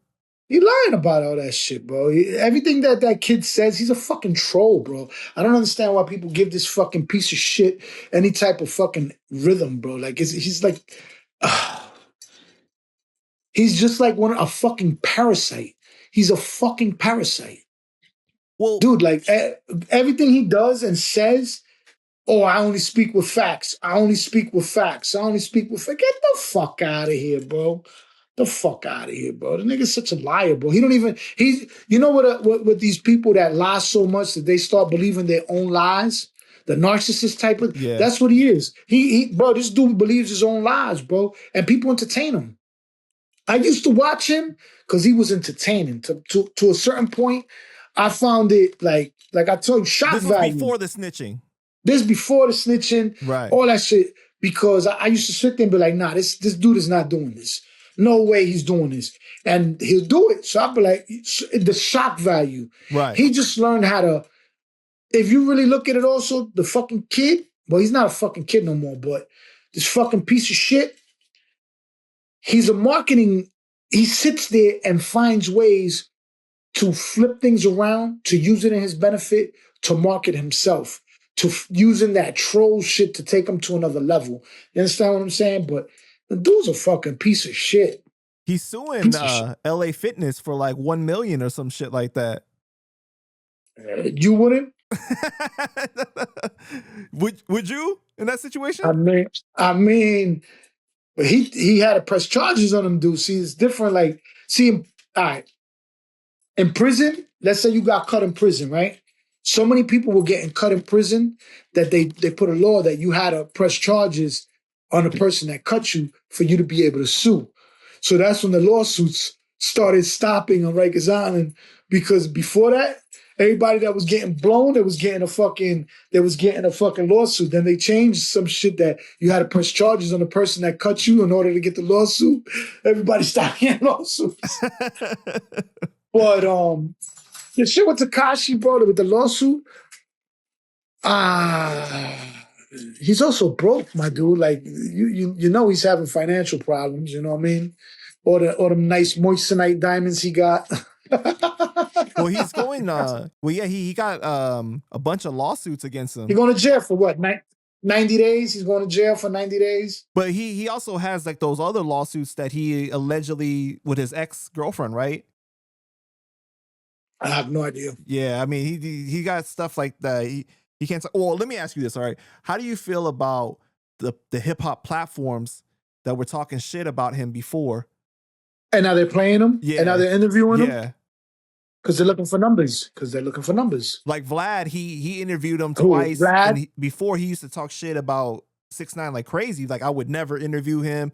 He's terrible for the culture. He also said, but what did Vlad also say? That his highest viewed video ever was 6ix9ine. Right. So now that's what he's saying though. Like now that he's capitalizing. The biggest interview he's ever done. That's why he had to run it back before 6ix9ine went to prison and everything. Because he's capitalizing, bro. That's what I'm saying. A lot of these dudes have no type of morals. They'll do whatever. I mean, listen. It's also, when it comes to the internet world, bro, I don't, bro. Every day you see one dude fighting with another dude, they painting a picture that is so much drama, and half the time it's just clickbait. So you don't know what's real, what's not real anymore. There's so much like that's the new thing is the fake, bro. Everybody's a fucking liar. Everybody's fucking disloyal. Everybody's like, yo, this shit is like it's like a disease, bro. To be honest with you, this shit is a disease, bro. Like I don't know no more, bro. Yeah, man. I'm about to move to a deserted island somewhere and just fucking hide out. I'm not gonna lie. If I wasn't in this field of doing content and stuff like that, I probably wouldn't have social media. I'll probably just erase everything and just and just not deal with it. I mean, a lot of the shit, like, bro, I don't have my shit public because you get a lot of weirdos, bro. I'm gonna be honest, bro. I get so many weirdos, bro. It'd be strange individuals like, you know, that hit you up and next thing you know is how do I be a king? How much I gotta pay you to what? Yo, go that way, bro. Leave me alone, bro. Like leave me alone, bro. I'm on such a different wave right now, bro. I don't even pay attention to much shit, you know what I mean? I'll be bugging out. I'll post pictures and whatever, and that's it, bro. That's my little photo album. That's it. You know what I mean? My process and my, you know what I mean? Yeah. My weight loss, that's what I'll be doing. Nah, I don't give two fucks about what they got going on. 50 Cent versus the Latin Kings. How serious was the beef between them back in the day? That shit wasn't serious at all. He did a line. He did a line. What he said? On the song Round Here, he said the Latin Kings they don't come like around. Me. They don't like me. They don't come around here. They don't be talking at me, whatever. Yeah. Around here, whatever. So, all right, we was them guys at that time. So he but threw did the that shot. Stem from something that he actually had an issue with specific ones? I don't think. I'm gonna be honest. I don't think so. I really don't think so because there was a lot of kings in his hood. Nah, it wasn't. Nah, there was a lot of bros over there, but not that I know of. I never heard of no personal, like, you know what I'm saying, conflict with 50. Nah, I never heard of nothing like that. It was just like, you remember at that time, it was like that's why everybody was saying it was the racial oppression or whatever. Every hood, whatever. You know what I'm saying? But nah. So the bros from Chicago. They did a song dissing him and this and that, but that shit wasn't really no. Did you know them personally? Nah, I never met those brothers from Chicago that did the song. I never met them. There was some real gangbangers that was in the street, and but when they did the song, I know I called a couple of people out there. They knew them, this and that, but there was more some. They just getting at him because he got at the nation. It was more some. They wasn't really into that whole, you know, trying to do the music shit like that. You know what I mean? So do you think that it was more like 50 did it for shock value because of? Of course. He was just. Why wouldn't he? He got at every fucking rapper in the industry. That's what he's known for. He's another troll. You know, you don't, you act like you don't know 50. 50 is the worst, bro. The guy, bro, he's the worst, bro. I definitely don't even want to make no comments on 50. Next thing you know, I'll be like on some meme somewhere, like Manolo. Right. He's like the type that, you know, he won't talk about you for months, and then all of a sudden some bad news will be posted about you, and he'll post it, and he'll be like, yo, I didn't know. Cano, what are you doing over here? Yeah, bro, that guy, bro, he's another one, but he's actually like, bro, he's evolved to a point that it's like, you remember when he used to have that Pimp and Curly and all that shit? Yeah. Oh, my God, bro. He's the worst, bro. This guy's the worst. Yo, but, my favorite was when he played the nerd role, though. Remember? Because he had the Pimp and Curly, and then he had the brother that was the nerd. And then was playing the Hathaway, What Is Love song in the car. He's like, what the fuck are you listening to? He's like, hey, how you doing? And like, you know, like, bro, he did amazing. Like, it's so funny because he's like almost like the first to start making content. You remember thisis50.com was real big, you know? I remember he came out. He's the one that was doing the push for the Bang Bang Boogie at the time, you know what I mean? Right. But, you know, definitely he's funny. Yeah, man, for sure. But it was nothing serious. I don't see, you know, I never even heard of him having like an altercation with the brothers or anything like that. You know what I'm saying? Like, nah, nothing like that. Cool, man. Yeah. Shout out to 50. Right, next one. He doing big things. Netflix, everything like that. What do you think about that? That they said that Diddy might potentially sue for $1 billion or something like that. he ain't gonna keep the money because they're already suing his ass. So whatever he get, they're gonna take it right back. Did you watch the documentary? I started watching some of it, you know what I mean? But that shit, like, there was just too many Diddy documentaries, huh? Like, it's just got so glamorized, like so much of it. I'm just already so over the whole shit. Like, let's be realistic. Like, you know what I'm saying? He actually got convicted for some domestic violence shit because if you being what he got charged for and what he got convicted for, I don't. It just doesn't add up. Like, why Cassie testified and why this, why that, and he gets charged for prostitution. Like, it just seems that he got convicted over the domestic violence shit that he did, and they just found a way around it just to make it into a fucking RICO case. It's just weird. The way his whole case went is just strange. You know what I'm So saying? you don't think that he belongs in prison? That's not what I said. Don't change my words, Panda. Don't start your shit. Listen. If you was doing certain things, my dude, you taking, somebody says no, somebody listen. Well, hold up, bro. We're not gonna get into that. Okay, I get what you're saying though. The point is like, don't get me involved in that shit. He's in there. I don't know what he did. I don't know the man. You know what I'm saying? I don't know the man. But I'm not gonna comment on he should be in there, he shouldn't be in there. Listen, that shit got nothing to do with me, bro. Nothing to do with me, bro. I'm not flying in nobody from nowhere bringing baby or just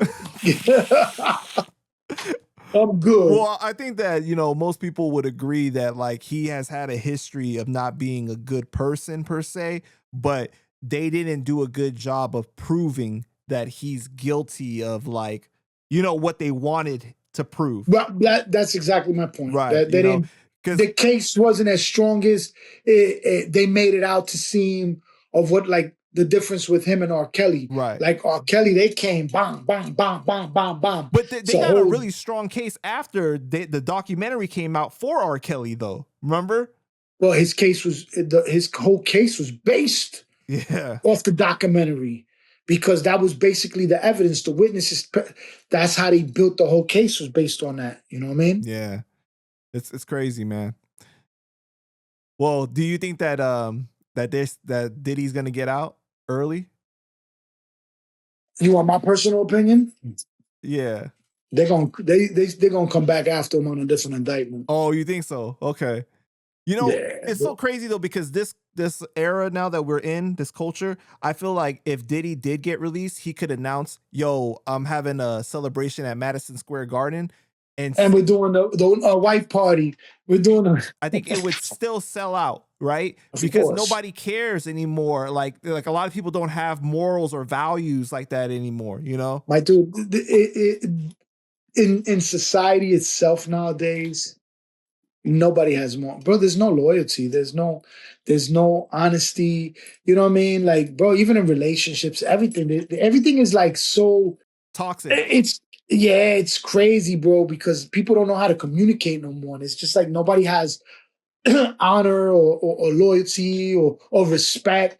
Everything is just so like, I don't know, bro. Like I said, I don't fit into this society no more. I feel like I'm a dinosaur, you know me, because those are like my main principles of being a man is you give respect to get respect. You keep things real because you don't want people to lie to you. You keep it 100 with them. You know what I'm saying? And I definitely think that half the people would show up just to be able to post on Instagram that I'm here at the Diddy celebration. And go take pictures with him holding his baby oil up or whatever the fuck they doing. Yo, he gonna come out with his own brand of baby oil.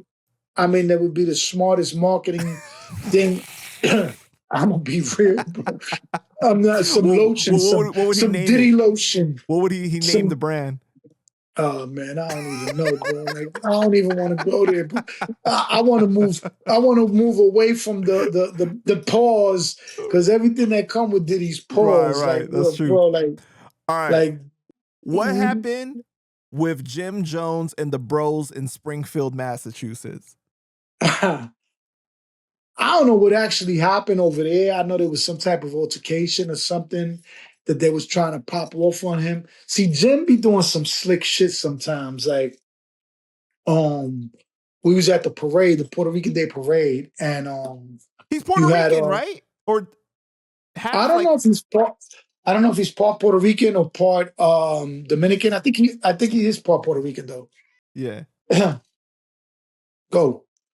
And then Yeah, they said that his dad is Puerto Rican. yeah, I don't know exactly, but I know that there was the float. So the float was there. Jim was on the float. Joel's was on the float, and they was on the float with Don Omar. And as the float's going by, they pass all the kings and everything. And everybody's throwing crowns up, and Jim is he throws up like this. He goes like this, and he goes like taking away the crown, like this is the crown. So he puts it up like this, and he goes. So he's doing slick shit. Oh shit! So shit pops off. Shit pops off. Everybody rushes the float. Whatever. So, but Jim was all the way in the top. They wasn't getting a Jim. Jim was all the way up. The one that there was. Well, the bros got a hold of his chain.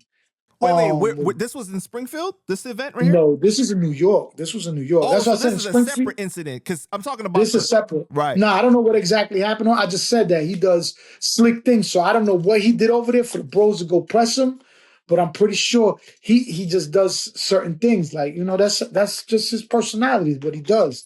So that day at the parade, he did the thing like this, and he was like, blah, blah, blah. And all the bros broke the barricade and whatever. And one of the bros got his hands on Joel's chain, the one with the big A. Right. And I've never seen some shit like that. His brother swan dived off the float and got the chain and got back on the float. Yo, like dove, like got the chain. You were there? Yeah, and then, huh? Were you there? Yeah, I was there when the shit popped off. That shit got so serious that Don Omar tried to get into it and somebody took his rings. Oh shit. And I got a phone call from somebody that had did a song with him.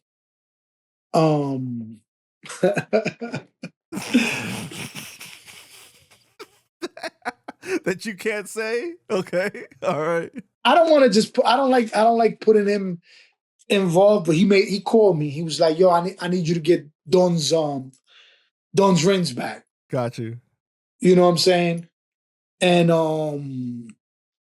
so I made a phone call, whatever, and I tracked down one of the rings. I track it down, and I'm like, yo, boom. So he's like, yo, they're not picking up the phone. So I'm like, yo, the dude wants some type of chicken. He said he's not gonna come all the way from Connecticut out here with the ring, and they never called, and that was basically the end of the story. And he kept the ring? The bro, yeah. Wow. So what was your reaction when you were watching Jim do that, though? I didn't even react, bro. I'm gonna keep it real. I was there with a couple of the older bros. We was on the thing. We were just watching the shit unfold because I already knew it was gonna happen. Like it was like but it was so much police. This is the crazy shit. You know the parades. The parades is insane, bro.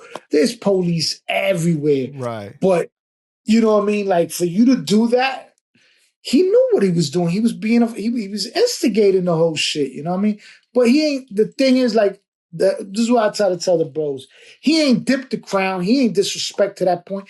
He was just like, I could have took it like, nigga, I'm not one of y'all, bro. I'm not one of y'all. Everybody's saluting the dude. He could have been like, yo, that's not me. Nah. You know what I mean?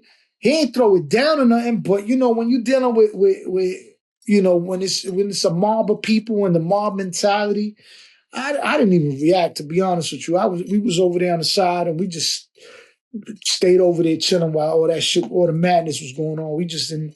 It was pointless. It's not like, you know, what are you doing? You know what I mean? But no, but what I'm saying though is like when you started seeing them attack the float, you didn't feel no way. You weren't like, oh shit, it's going down. Like you were just. We already knew it was gonna go down, bro. We already knew.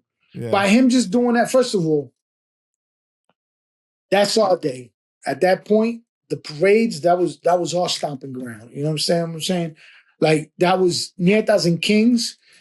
had those parades on lock. You know what I mean? Like it was this every was Puerto time Rican Day Parade.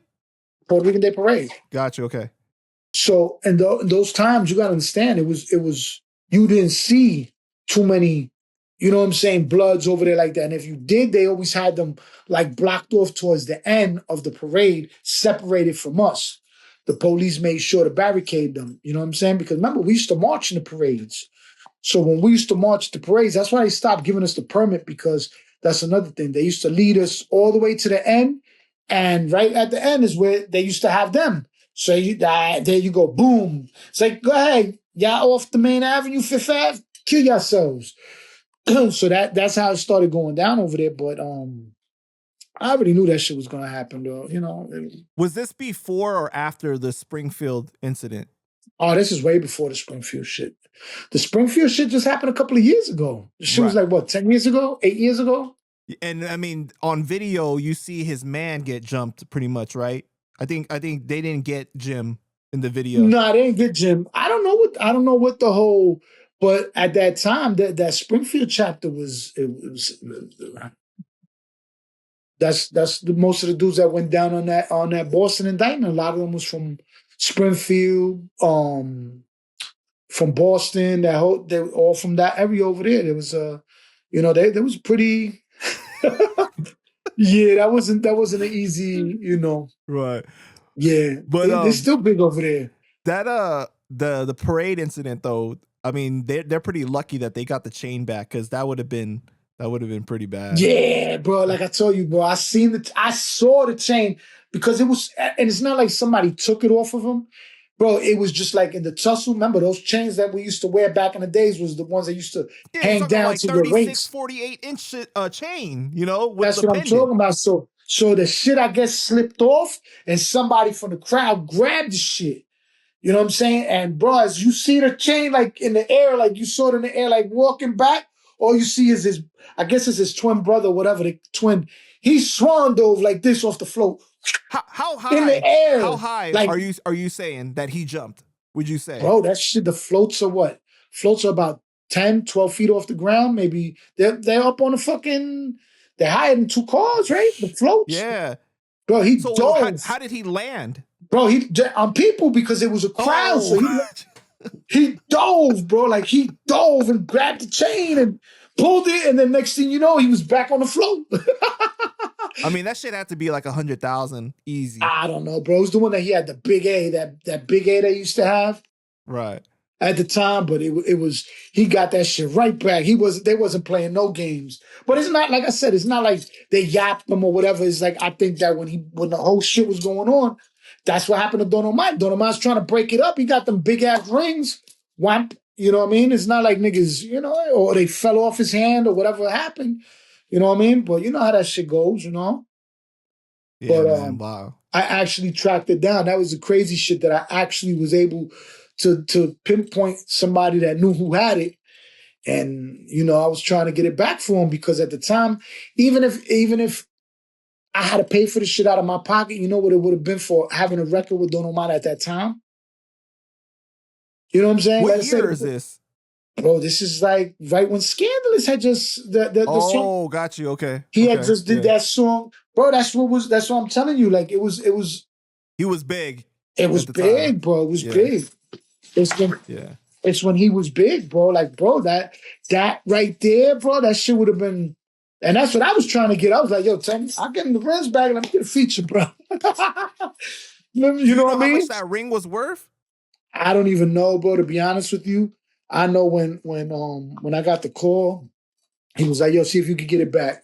And I was like, all right, boom, boom. You know what I'm saying? And I tracked down one, like I said, I tracked down one of them. And I don't remember if it was both of them or whatever, but they ain't respond. They ain't say nothing. And I was like, yo, tell him I'll get it back from him. Like, yo, you think he'll do something in the studio for us or whatever? He's like, yo, I'm going to talk. They ain't reach out. They ain't. After he spoke to them and told them, yo, I'm going to see what I could do, they ain't respond back. So I was like, all right, what the fuck I'm going to do? I ain't going to press this dude to get it back, and it's not beneficial for nobody. Like, that's right. Got nothing to do with me. You know what I'm saying? Like, end of the day, you know what I mean? What was the situation between Jimmy Henchman and the Kings? Which one? All the situations. Man, which one? If you're gonna bring him up, you got an idea of what you're talking about. So what are you talking about? Before I want to know, what do you know? The public one, man. Come on. Which is the public one? You know what I'm talking about. No. You're gonna tell me so I could elaborate because we're not gonna play that. Which one you talking about? Honestly, I don't know. I don't know. I mean, I just know that he had problems with the Kings before. You heard. But there was a situation with we used to go to the studio, and when we was in the studio with him, there was an individual that used to be around us. You know what I'm saying? And for some reason, he would go there without us when we was there dealing with music shit, which kind of strange. So he started gravitating to them. So one day when we went over there, he was like, "Yo, you vouching for this dude?" I said, "I don't vouch for nobody to do nothing that got nothing to do with what we doing." You know what I'm saying? And we was there. Wait, Jimmy asked you that? Jimmy's man. It was Jimmy. It wasn't Jimmy. It was Jimmy's man. Jimmy was there. Like Jimmy was like the type of dude he'd come out with something, but he always had this like little, like this Napoleon type complex type. You know, he always got to be like, you know what I mean, like. But he was cool. Like I never had no issues with him. You know what I'm saying? We knew a lot of Brooklyn people, whatever. So, but anyway, the individual started dealing with them. Oh bullshit, my bad. I skipped the whole. Before that conversation, we was with one of my peoples from Long Island that had a little music shit going on, and he had a couple of artists. So he was dealing with a deal with Henchman at the time to push the artists. So make a long Czar Entertainment? Yeah, to Czar, to do some shit with them to push them. And at the time, I think it was J.O. Felony was fucking with this dude, and he had a lot of different artists here in New York that he was dealing with. They had that Bulletproof Love stuff and all that stuff going on, whatever. I ain't gonna get too much into names or whatever. But there was an individual there that was a king that we didn't really, we had certain things going on about him that we try to stay away from him. So when we wasn't there, he would show up all the time. Anyway, make a long story short, this dude ended up doing some business with the dude. Dude was a confidential joint, you know what I'm saying? So when we came back over there, the nigga Jimmy and them try to get, I was like, yo, bro, ain't nobody told you do no business with that dude. Ain't nobody introduced you to that dude. He came with them. Matter of fact, I just know that he's a king. He came with them. That's their situation. I ain't co-sign nobody do nothing with you. You know what I'm saying? So supposedly his man had got caught up on some gun charge shit, and they were trying to say that. But that was a whole big beef with him. Then there was another beef in jail with him and the Kings over some phone shit. But I can't really talk too much about that because I don't really know the whole story. I just know it was over the phone, and there was an altercation on Rikers Island about over the phone shit. That's really the shit. It got squashed? It was cool after that? Or like it was really that serious? Just in general, like his issues with the Kings? Nah, the one in the street it wasn't really a king thing. Like I said, it's because the dude was a king and he knew we was kings. You understand what I'm saying? Like when I used to go to the studio, he know I'm a king. You know what I'm saying? Because like I said, we know certain people from the prison system and from Brooklyn. So it was a different situation. So he tried to involve it like it was a nation thing. And that's when we was like, nah, hold up, son. You never spoke to me about, is he good money? Is he this? We're not here for that type of business, first of all. I'm just here with my man that's doing music with y'all. I know you, but behind that whole scenario, there was a big issue between the dude we was with and Henchman and them because he made him sign over some of the artists because he brought that dude around him and that dude was a fucking informant. Wow. Yeah, that shit had nothing to really do with us because we, like I said, we ain't really pump with dude like that. We know him. Yeah, I fucked with him for a minute, but like when it came to like, why are you there? What are you doing? And then you're not even there when we there. You understand what I'm saying? So it's like, right. It's not our business. No, if I would have known, bro, it's like, all right, bro, nigga no good, whatever. But dude turned out to be a fucking confidential informant in several different indictments. You know what I'm saying? Supposedly he's the one that told on that dude Tef, the one that was doing the shooting shit or whatever from Staten Island or whatever the fuck for some gun shit, whatever. But like I said, I don't know, bro. These dudes is like, I don't know, bro. So then the situation you're talking about with the jail shit, that's when Jimmy gets locked up for the whole yeah, the shit that like, happened with the indictment and all that dumb shit. It right. was some dumb shit over the phone. It ain't even nothing.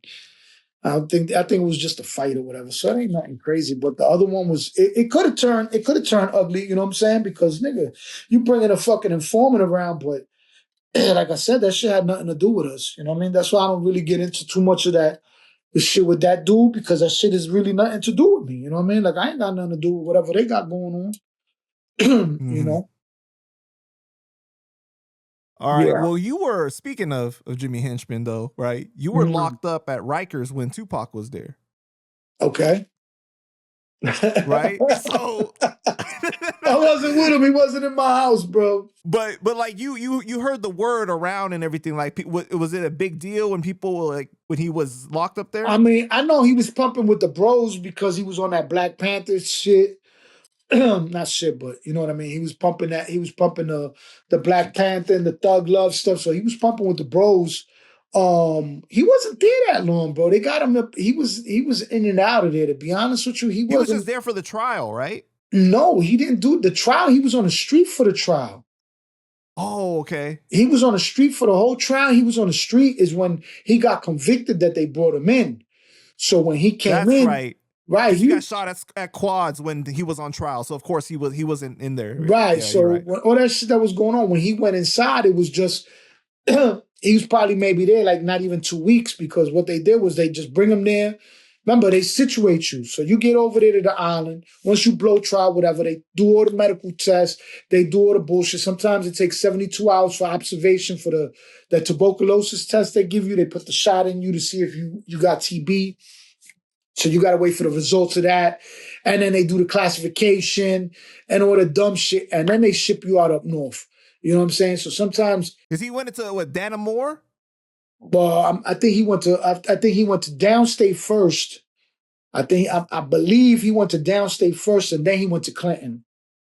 Then Dannemora. But yeah, I wasn't with Tupac. Yeah, it was all over the place that he was over there, and I know a couple of bros. You know who was over there? The funny thing, who was with Tupac? He gonna respond if I say his name, bro. He gonna respond because he was there with him. That's the funny thing, because he was. Wait, you talking about, wasn't Charlie was with Tupac, right? That was up Charlie north. Rock? That was up north. I'm talking about Rikers Island. Oh, okay. On Rikers Island, Warpath was with him. Warpath was over because I had just left that jail. I had just left HDM. We had just left HDM from the shit that popped off, and they had sent me to the new Bing in OBCC, and then that's when he ended up over there, and he ended up over there, and what the fuck? When was it? He was in HDM. I think it was in 1A. Or 1B, because it was already population, so they had him over there for a little bit. So he was cool with the bros over there. This is not where the so and so say it was being saved. Remember, you know the popular story I'm talking about. He says it in an interview. In one of the jailhouse interviews, he shouts the bros out. He shouts them out. He's like, "Yeah, I was with the Latin Kings." Da, da, da. He shouts the brothers out in the interview. Right. I know, but you know that interview is being used by a certain celebrity who we're not trying to talk about anymore. To say that he made a call and it protected and saved Tupac's life, and you know. Listen, bro. Nobody was touching that kid, bro. You know what I mean? Like, let's be realistic. At that point right there, you know what I mean? First of all, if he did make it, he made that call to Charlie Rock. Let's keep it real. Right. You know what I'm saying? If he did send it, did Charlie Rock ever confirm that story before that? And Charlie Rock, when I interviewed Charlie said that he got the call and he he hooked up Tupac with like a bunch of boxes of Newports, and they would hang out. And they were Okay. cool and stuff like that. But And Clinton. right, but it wasn't like to the level that, you know, right, that people make it out to seem to be. Right, like, yo, I don't know what you said on the radio, but you know, these guys, they on my back, and they, like, I'm gonna be real. I didn't really hear no dumb shit about Tupac when he was in there. Like, you know what I mean? Like, you've heard other celebrities, yo, get on the phone and sing to my girl, or, you know, certain dumb shit. But I didn't really hear nothing about him. A lot of people had love for Tupac. You know what I'm saying? Like, he was definitely on that you know, ride on the police. He definitely had them '90s vibes that everybody had. But I never really heard nothing like, you know, that niggas was trying to extort him or nothing like that. I ain't hear so nothing. the bros were cool with him in Rikers. Bros was cool with him in Rikers and in Clinton, because he was fucking with the bros too in Clinton. So, but the whole rumor of him getting raped or whatever, where did that happen at? Where? Raped where, bro? Raped where? I'm not Clinton? sure which prison it was at, but remember at one point there was a rumor about it. Bro, he wasn't in, he came home from Clinton. He went to Clinton. He did most of his bid in Clinton. Nobody, come on, bro. That shit. That was wasn't that the 6ix9ine rumor that he started that or somebody? No, remember, because Chino XL, rest in peace, Chino, he had that punchline where he said that, and that's what created the whole beef between him and Tupac, though. Remember? Because it was a rumor out there, and I remember Layla Steinberg, Tupac's old manager, before he went to death row, she said that, you know, at that time he was trying to keep up a tough guy bravado, because there was a rumor out on him, a hit out on his life, and all this shit like that. I mean, listen, bro, I'm gonna be honest with you. The time I did in jail, we would have known who did the thing, where it happened, bro. Prison is like a fucking, like a newspaper, like, you know what I mean? You said that you guys figure out the news before people out on the street That's what I'm telling you, bro. That shit is like, you know, like that shit is so corny, bro. Like the way they do shit, like spreading word, dirt on people's names and stuff like that, bro. Like that shit is corny, bro. But in prison, if he would have got everybody and their mother that was in prison at that time. You talking about the days that I think Mano was still in there at the time. All these dudes that was in jail at that time would have came out and be like, yeah, he got raped by such and such, or he got raped by such and such, or you know what I'm saying? And all these podcaster dudes, Hassan Campbell, China, all these dudes would have been like, yeah, he got raped here, he got raped, because prison system is like a... Yo, man, chill out on the R word, okay? I got to block out that word every single time, because you know YouTube is like real particular about that word, man. Yo, I've been getting loose with that word lately too. I stopped using it for many videos. Yo, bro, it's seriously, like, lately I've been using it a lot, which I shouldn't be, because I had stopped using it for a long time. But you know what it is? Like, I've been hanging out with a lot of people in Brooklyn lately, and it's like you catch that, you catch the whole, you know, the whole thing. I apologize. So then you also were locked up with what, the Bronx Valentine's Day Massacre people? The people that got locked up for that? Oh, with Ding Ding and Tato and Padrino and them. Yeah, I was locked up with them. I was with them in when I was in Queen's house. I was with them. I was with. Well, before you go into that, for the people that don't know, what happened in this situation with the Valentine's Day Massacre? Well, supposedly they went to an apartment to do a robbery, and it was a robbery, sideways robbery, and like 6 people or 7 people got killed in the apartment. Stop. And what do you want? Go. So it was a massacre, and then they were investigating the case. And while they were investigating the case, one of the guy's family members that got killed in the apartment went and tried to gun them down at Bronx Supreme Court, where the guy Ding Ding's wife got killed in front of the Bronx Supreme, and his co-defendant Tato got shot. And then the kids got into a shootout with the police and shot the cop in the leg, and the cop lost his leg. It was a whole big shit back in the 90s, bro. Okay, so then you were locked up with them, and then what happened? No, I mean, the craziest thing at the time was that the dude Ding Ding was a king from the street. And It was a beef supposedly over some nonsense that one of the dudes slapped his kid's mother at the time. So it was a whole revenge plot, whatever. So the dude that killed his wife was also a king. Oh shit. And which is Billy. So what happened was Blood had sent a letter that neither one of them could be part of the organization until they squashed it or whatever. So Ding Ding turned around and he became Blood. And Billy was neutral for many years. I think he became a rat hunter later on in time. But Billy was a neutral dude for many years after that. But yeah, I was locked up with them. Those are the ones that that were over there in CMC. It was him, Padrino. Matter of fact, Pastor Benny was with them too. Oh, rest in peace to Pastor Benny, man. Yeah, rest in peace. Actually, one of the co-defendants was in the church fellowship with him from the Bronx that came home. Wow.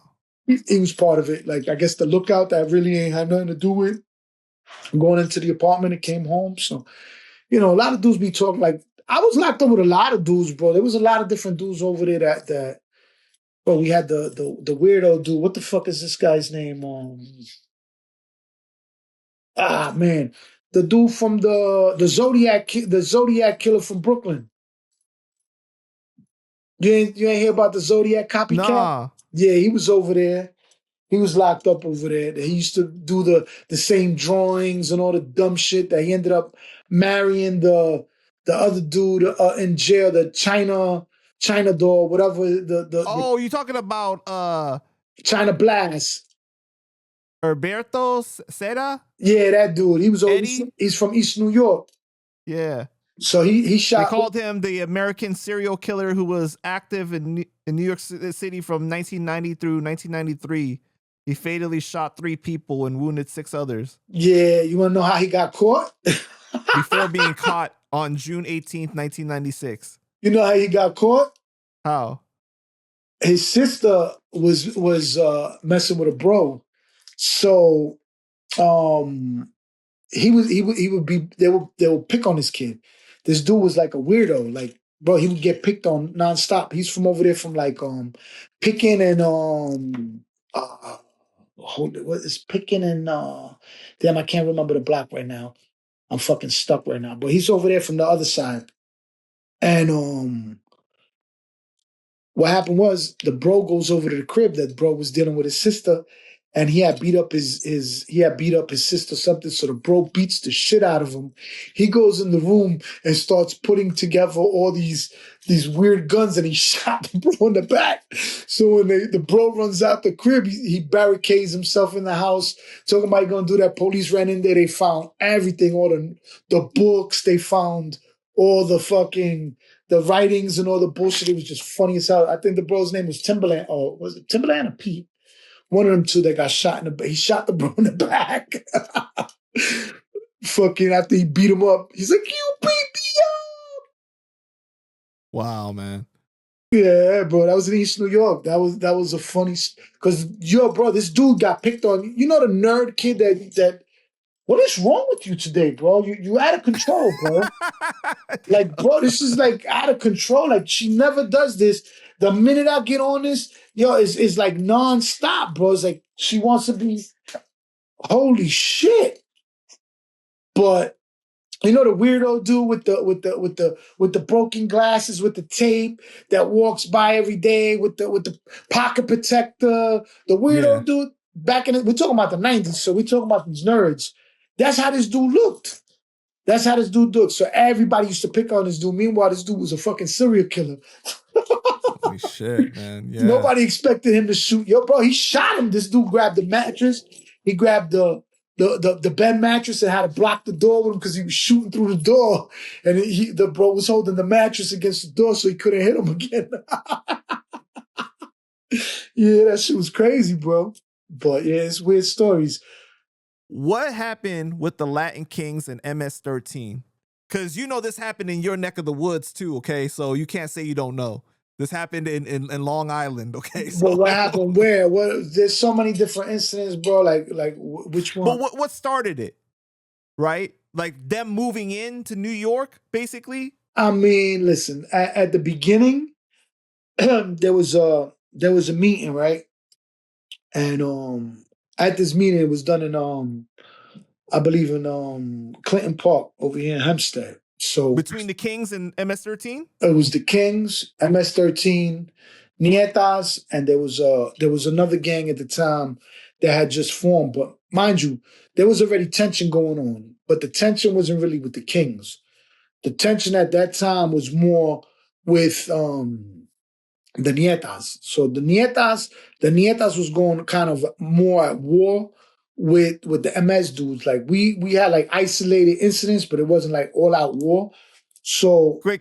Can I just stop you and say that the Nietas have gotten you guys into a lot of trouble in a lot of different instances, yeah, from what it seems like, from the blood situation to this description of this situation. I mean that's what happens when you have like partnerships. It turns out like you end up fighting other people's battles and stuff, sometimes. But their situation started with them more with that. So um it wasn't really just with them. Like MS, when they came out here, they was on some bully gang stuff. So the Nietas was like retaliating. It wasn't like they was going to war with them for a minute. You know what I'm saying? And then the bros got involved, and it started getting. So anyway, as things started escalating, the Nieta leadership wasn't performing the way certain of the members wanted them to perform. So certain individuals did a breakaway and started an organization called SWP, which was Salvadorians with Pride. So they formed heavy and they went on a rampage. They went on a super rampage and they went to war heavy with them. So right before all the shit went heavy, there was a meeting to try to neutralize the beef before it went all out war.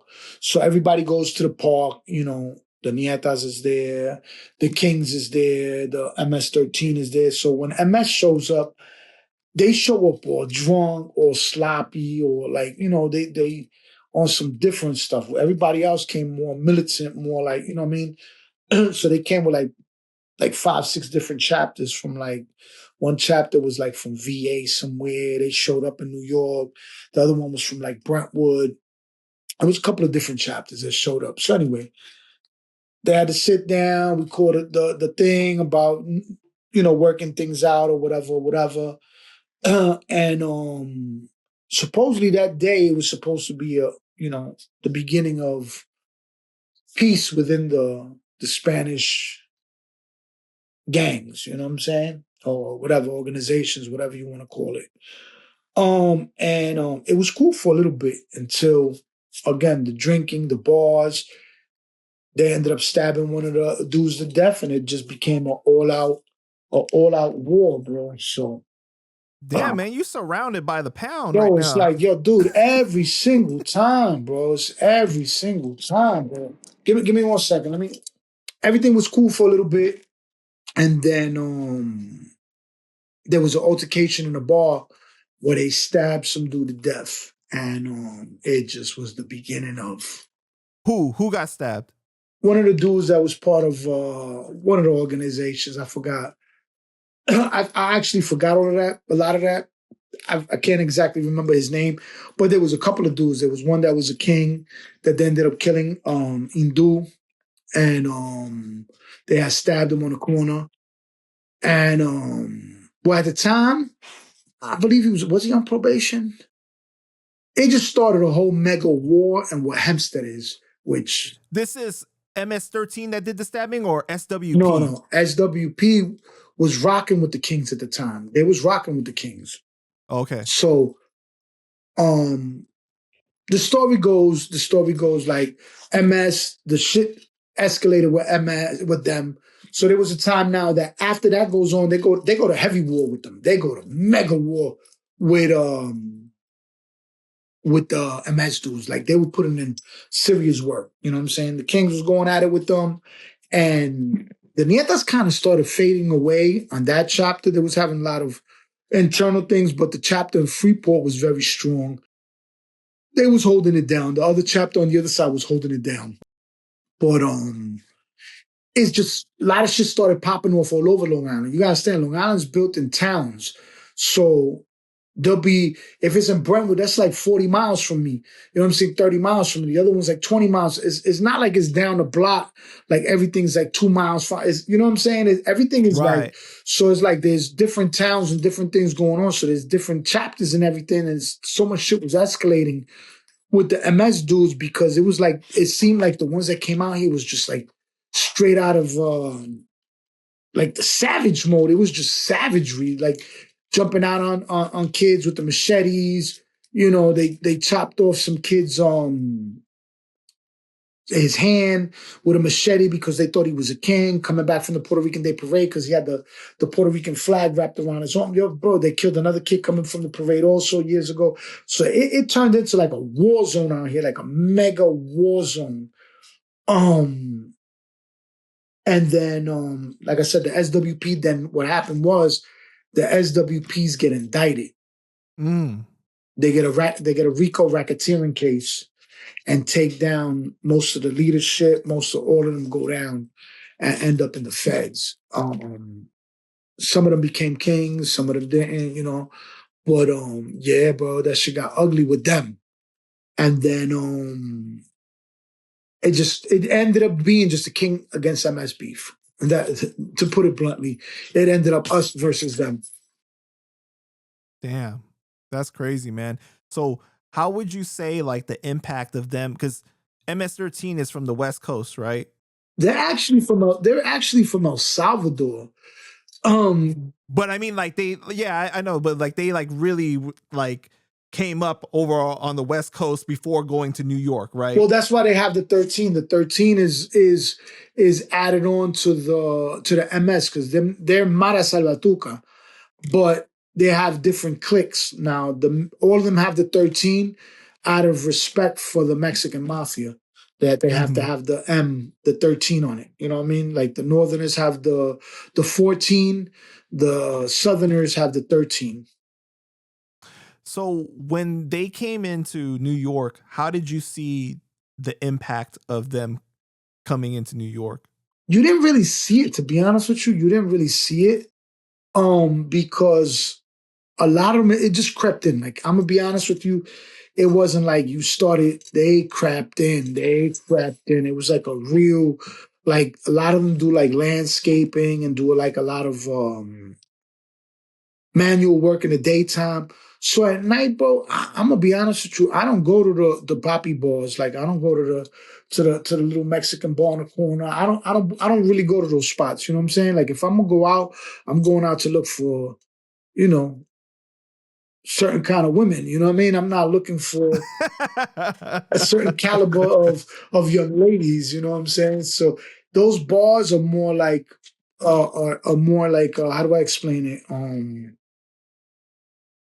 The way they have the bars is set up, it'll be like bartender girls that go around and take the guy out to dance, and he's got to pay her $1 every song or shit like, you know, like those weird type of like, I don't even know how to explain it, but it's like, it'll be like 50 dudes there and it'll be like 5 girls that work there. It'll be no regular girls. It's just girls that work there that's, you know, milking them for drinks. So I don't go to those spots, you know what I mean? So those type of spots is where the altercations would happen because a lot of dudes go over there because they like to indulge. You know, those poppies get drunk. They want to give them money. You know, the whole routine of what's going on. You know what I mean? Right. So what? Oh, okay. Man, this is like, go. Get the fuck out. Yo, this is crazy. Yo, dude, I'll be here. This never goes on, bro. Never goes on, bro. Never goes on. Every time, bro.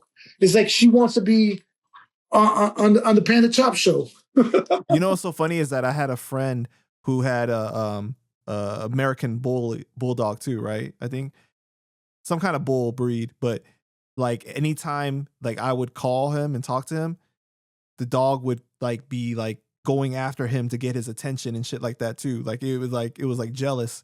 That was like the only time. Dude, like she'll be here. Like I got 2 dogs. I gotta alternate them. They each have their own room. because they want to kill each other. So this one here is not affectionate at all. She is not affectionate at all. She's like a diva. But when she wants it, she gets over, like, again, look, she knows I'm talking about her. Now she comes and she, this is what I'm telling you, it gets crazy with her. She's never like this. She's the type that she'll be there, she'll chill in her corner the whole night. When it's time to go to bed, let me home, I'm good, and that's it. The only one that she really deals with more a little bit is with my daughter and with my ex. You know what I mean? That's who gets along with her, because she's a real she's a diva. The other one, she's like special needs. The other one wants to bounce around. I'll be laying on the couch. She jumps the couch, flips like she's a bigger dog, but she's like, see, this one's getting all crazy. It's like they know when you're talking about them, because that's the only reason she came over here. But anyway, what happened? Go ahead, let's go. What happened with the Latin Kings and the Trinitarios? I mean, when the Trinitarios first started, there was leadership in the Kings at the time who was Dominican. His name was Supra. Supra was part of enough. Stop. Supra was part of, come here. Go over there, do something. Leave me alone. Come on. If I lock you up. Supra was part of the Wild Cowboys indictment. What year are we talking? Supra was locked up. I think he came in 91. He was on an island till like 95, 94. We're talking about all this time anyway. So what happens with Supra is Dominican. And when the Trinitarios started forming, he was one of the big dogs in the nation, Supra. So it got to a point where the Trinitarios at the time were pushing the Dominican, you're Dominican, we trying to protect our people and defend our people, you know, the thing. So a lot of the bros that were Dominican wanted to go and deal with the cause of the Trinitarios. So Supra gave them, this is where a lot of the things come in, that he gave them like a leeway, like to leave the nation, to go do what they had to do. If they wanted to leave, this is where I tell you, we don't believe in the drop your, not, we don't believe, but as far as you can leave without repercussions if you do the proper procedures. So a lot of the dudes that were there, a lot of Dominicans left and became Trinitarios, which a lot of the original members and leadership is ex-kings. Now, obviously, with anything that any organization, the leaders could be as cool as hell, because usually leadership don't have problems. You know, leaders will sit down and talk about it, or they'll bang out or whatever. The problem usually always arises from the little clowns in the crowd, the loudmouth that wants to prove something because he's pussy and he feels he got an army, and usually that's how most of the problems start all the time. You know what I mean? So how the actual beef with the thing that you started, that I can't tell you, because I don't even know. There's not one thing that you could turn around and say, oh, this is what happened, like the blood incident with the pack of cigarettes and there's not one incident I could turn around, because they always pumped. The whole time I was in jail, we pumped with the Trinitarios. They was pumping with us. You know what I'm saying? With Luca, Caballo, Moca, all of them. You know, we pumped with all of them. Caballon. We ain't had no issues with them. You know what I'm saying? The thing is, like, you know, they took a lot of the old school Dominican car and put it together with, you know, what they were starting. You know what I mean? And there was another organization at the time, which was DDP, which was Dominicans Don't Play. And the bros had incidents with the DDP. It was more beef with the DDPs than there was with the Trinitarios at the time. But to know the whole story of what actually happened, they came to the bros to start it. They spoke to the bros. They told the bros, yo, we're going to start this and that. And like I said, the brothers had a great relationship with them, because, well, half the nation at the time was Dominican. So it was you know what I mean? Like, everything was cool with them. I don't know what actually transpired. I think within time, as each organization starts growing, you know how the shit goes. You know what I mean? Same thing that happens with the Bloods. Same thing happens with everybody. You know what I mean? But they've gotten like more and more popular over the years, right? Well, they're one of the biggest communities to come into New York are the Dominicans. Right. You know, they're Puerto Ricans. But I mean, like, even like from like a rapper perspective, there's been like some of them that have really like gotten a big name. Some of them are ex-bros. This is what I'm telling you. Some of them are ex-bros, you know. A lot of the dudes that used to be on the blocks, that used to be part of the nation. See, the thing is that people don't understand. Can you stop it? When yo, this is like yo, this is crazy, dude. Like, yo, bro, like, what the hell is going on here? Like, yo, never, ever, ever, dude, yo, this is never.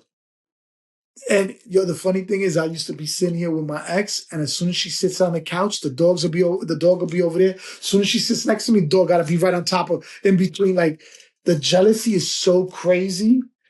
It's crazy, bro. But anyway, she's got to be the HBIC, man. oh my god, bro, it's like insane with this. But anyway, back to the whole thing. Damn, I lost train of thought. Where was I? We were talking about how like there's been how it's popular rappers. Okay, yeah, how it's popular. Well, I mean, right now they're the biggest thing, but then again, this is what you also got to understand. They no longer just take Dominicans down. Now they take other nationalities. So you'll have, I've seen Indian Trinitarios, I've seen white Trinitarios, I've seen Argentinian Trinitarios, I've seen Chileno, or you know what I'm saying, Puerto Rican. I've seen it all, bro. Like, you know what I mean? Like, a lot of gangs kind of do that, though, right? Like, they start to get really strong once they start to open it up a little bit. That was the mistake that the nation had at the time, because if they would have opened up the doors in the beginning, the nation would have been half black, half Spanish, all the way down, like it is in Chicago. There's some of the strongest chapters are black in Chicago and in the Midwest and stuff like that, which is crazy. Like New York, you had a lot of support from a lot of the brothers out here, but you know, the prison thing with the, you know, I don't know, bro. It's how it goes, but that's what they're doing now. With them, that's what they're doing now. They open their doors, and their membership is insane. They're the ones that got it right now. They're the popular, the music. They got the wave right now. You know what I mean? They got that popularity right now. You know, I don't got no issues with them. I actually work with I was working with two of them over there. I ain't got no people. They cool as fuck. You know what I mean? It's just the younger, like I said, it's the younger generation that be having problems with the younger generation. Like, you know what I mean? Like, I don't know. You know. So there's not an active beef, though, right, between the Kings and the Trinitarios? To my knowledge, bro, it's isolated incidents, like all out war, no.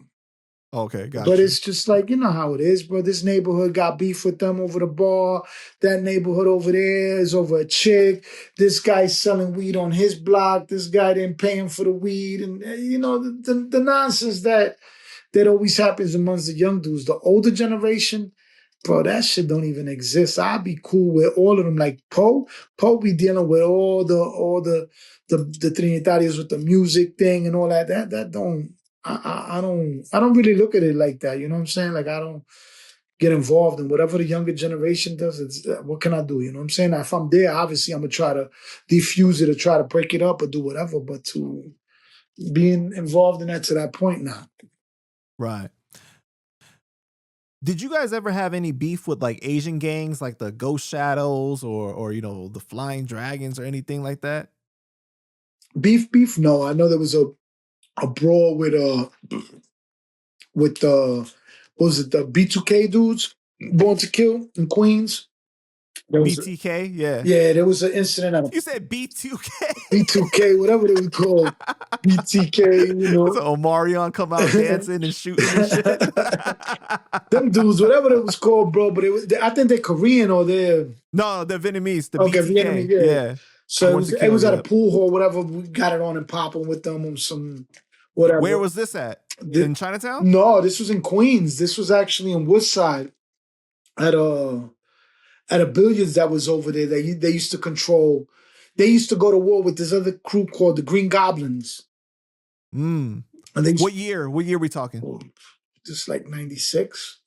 96? Okay. 95, 96. Yeah, 95 I was locked up. So bullshit. This is like towards the end of 96 as I just came home. 96, going into 97. So it was some bullshit fight, but it was a fight that fucking pool sticks and for cue balls is getting thrown across the pool hall. Wait, but do you remember how the fight started though? Nah, bro. You know those things. Cause I don't even know. Half the time you'll be there talking to a girl. Next thing you know is all of a sudden somebody's getting thrown out of a window. Like it be just crazy shit going on. Like you don't even know what's going on. I don't be in the mix. Like I'll be there, but I'm like in my own like. You know what I mean? I'll be either on the side talking or trying to catch a chick, whatever. You know, I was always on some different shit. Like I wasn't even on that beef and shit like that. You know what I mean? But it's like right, you just happen to be there. You there, you chilling like, and this is like most of the dudes that were in leadership or were never had nothing to do with the beefs. Like next thing you know, it's like you turn around and it's like World War III. Like I tell you, like these kids be getting. It's not just kids, but some of these guys be getting the beer muscles. You know what I mean? As soon as they get a drink in them and they're like, yeah, I got 50 dudes around me. Fuck this dude looking at. You know, the insecure individuals, you know, the. Right. They want to prove something to themselves. So that's most of the beefs that pop off. It's always the corniest dude that be, bro, like. Oh, man. It just be like some, like, you know what I mean? Like, I don't know, bro. Like, you know. So the fight happens and what happens during the fight? Nah, it got crazy. The dudes went outside. Some dude tried to do some karate chop stuff. Dude. No, you did. He tried to do some karate. He tried to do the spinning thing, and one of the bros just knocked him out cold. Bang. Then shit. Because matter of fact, it was that time because it was when they all had like these little like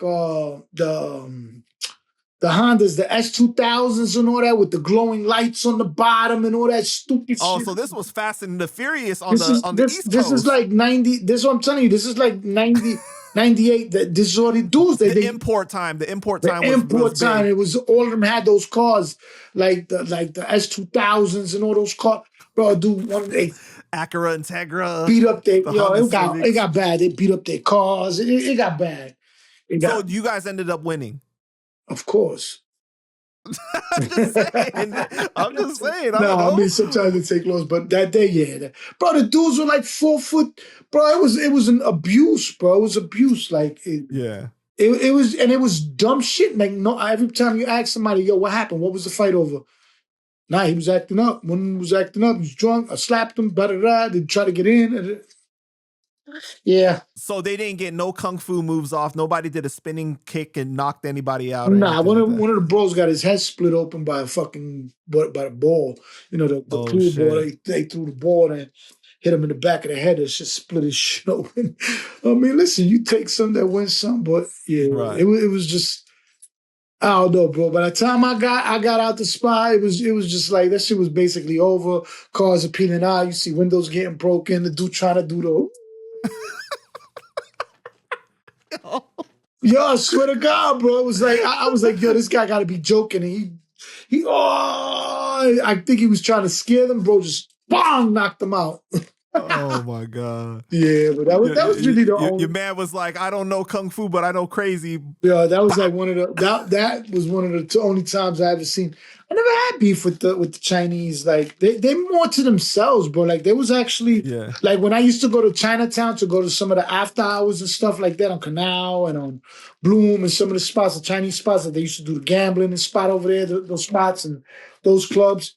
Bro, that was cool as fuck. I never had no issues, bro. It was cool. You know what I mean? There was no problems. I never had no problems with them. No racism? I mean, you see racism. I don't understand it, so I don't know what the fuck they saying. So right. You know they looking at you, but not the younger generation. See, that's the weird thing. It'll be like the older people look at you like something. But the older generation, you can say that for a lot of ethnicities. Yeah, that's everything. It's always the older generation. So they'll be whispering, but the young generation, you walk into the spot, they got DMX playing. Right. So it's like, what the fuck? You know what I'm saying? The only thing is they don't really like when you be talking to their chicks. That's That'd be the problem, you know, because some of these little girls be dressing like, you know, them little, yeah. So, Yo, Cano, you too funny, man. it's the truth because it'd be like different from, like, you know, the New York girls, the hood chicks, you know, we talking about back then. Back then was the baggy jeans, big earrings, you know, they wasn't very, you go to these spots, these girls was wearing spandex shorts with fucking bra top and, you know what I mean? Like different type of. Right. You just, you walk in with an immediate erection already, basically. Fucking God. No, but it was just it's weird. They don't have the pigtails. And it's like them Chinese clubs. It was just. Oh, you was trying to, you was trying to get your little flavor on. Little I go everywhere, bro. You know, I knew people everywhere. My man used to go there. He was a degenerate gambler. One of my boys was a degenerate. Oh, yeah. I mean, the Asians got the gambling houses on Yo, lock, he was so, degenerate. So a lot of these spots you go to, it'd be a club. It'll be a club. They got like they had the club and then they had the back room where they had the gambling going on in the back room. So I'm not going over there. I'm not gambling. So I go to the bar, you know what I mean? And just be chilling out. And that's it. Then you need to meet people or whatever. And then you go to another spot, And that's how I started moving around. I liked the Chinatown. To keep it real, I liked it moving around over there. It was pretty cool. You know what I mean? But yeah, but to bring it back to what you were talking about with the BTK, right? Because when I interviewed China Mac was a ghost shadow, and they was at war with the BTK, and he was saying that like, yo, these Vietnamese dudes is like mad short, but they down to fight still.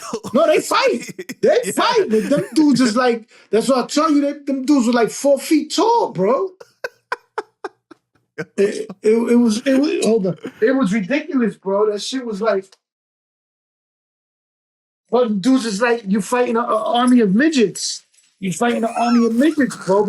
Bro, and it was weird because dudes will have this side like spiked up with like red this and this dude like, bro, some movie shit. Oh, they got the bangs? The fucking long ass shit that had the hairspray with the shit.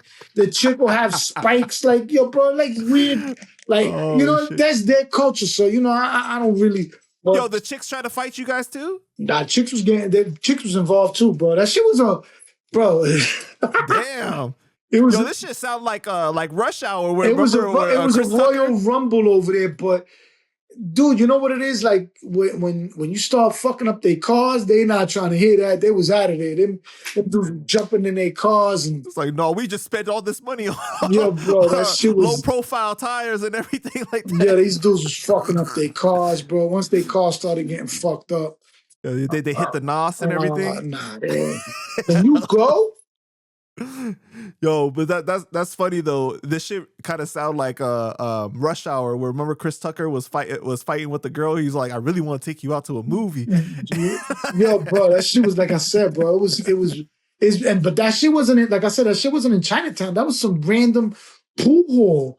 It was some. Well, there's a lot of Asians in Queens, though, isn't there? There's everything in Queens. Queens is like the melting pot to the world, bro. Right. Like, Queens, you have gang members that's Indian, Punjabi, running around with is the mixes. Like I've met more mixed females too than ever. Like it'll be Argentinian and Indian. It'll be Somalian and Bolivian. It'll be like the melting pot that's in Queens is insane. Like that's right. You got everybody mixed into neighborhood. Chinese mixed with Puerto Rican. Yeah, I got family in Queens, so I know, man. Yeah, like, that shit is like it's a big melting pot, bro. That shit is like a big melting pot. Even when I went to school in Queens, bro, I used to hang out, like I said, with Korean, Chinese, Black, Spanish, Polish, like it be everything, Irish. Everybody be in the same gang. Like, yo, we going, you know. It's a different. Queens is different. Like Bronx is predominantly at one point Puerto Rican. Then it was mixed with Puerto Rican and Dominican. Then, you know, everything else just started mixing in. So right. Yeah, bro. When you look back at the Latin Kings documentary, A Street Gang Story, you know, the one that was primarily focused on Tone. Okay. How do you feel the Kings were represented in that documentary? Do you think that it was a good job or what? I think a lot of it was a lot of clown stuff going on. Were you in the documentary? Like in the background? Somewhere around there, but the problem was that I didn't want to sign releases because I was on parole and I didn't really want to come out in this. So I'll come out and like shadow, maybe on a stage somewhere in a corner, or got you. I didn't really want nothing to do with that what was going on. They talk about me there in the documentary. They talk about me in June on the documentary. Once Tone, shout out to June. Yeah, shout out to June, you know, rest in peace, his brother Free. Right. Just passed away. But yeah, that was a weird time, bro. Like I really wasn't trying to be on that camera thing like that back then. Not back then, like, you know what I mean? Like I was fresh out of jail and I didn't really agree with some of the stuff that was going on. So, you know, but well, the culture was different too at that time, as far as like people willing to get on camera and take pictures. Okay, camera. We didn't want to get on pictures back then. Like yeah, that's what I mean. You know like what it's like it was nobody way even different wanted to deal with none of that. So it was a big difference in the way society was. So it was, you know, I just didn't like that whole thing, that the way it was done. I just pushing the car in the snow and all that. They ran out of gas and the district attorney at that time, I think her name was Dina Rodriguez. Yeah. She hated Tone, man. And she really like spoke out against the Kings. Like she really did not like you guys. Yeah. I mean, you gotta understand she's a very proud Puerto Rican woman. You know, she comes from that Puerto Rico that she believes in justice and equality, you know, from like the Young Lords thing. So she even speaks about it in one of the things where and when we first came out, they gave us the whole illusion that we were like the Young Lords and everybody supported us, and then everything else was going on. So that's why she had a real thing for him, especially for him. She really, really had a thing like to that, like hatred, like extreme. It definitely came across as hate. Yeah, as that in the documentary. It wasn't even like this is my job or this is like, no, it was like she was gunning for him. Yo, it was like pure hate, like pure, like, you know, unadulterated hate. Like it was like, yo, if she could get him in the room and hit him with the shank, she would have hit him with the shank. Yeah, bro. Like that was like a big thing.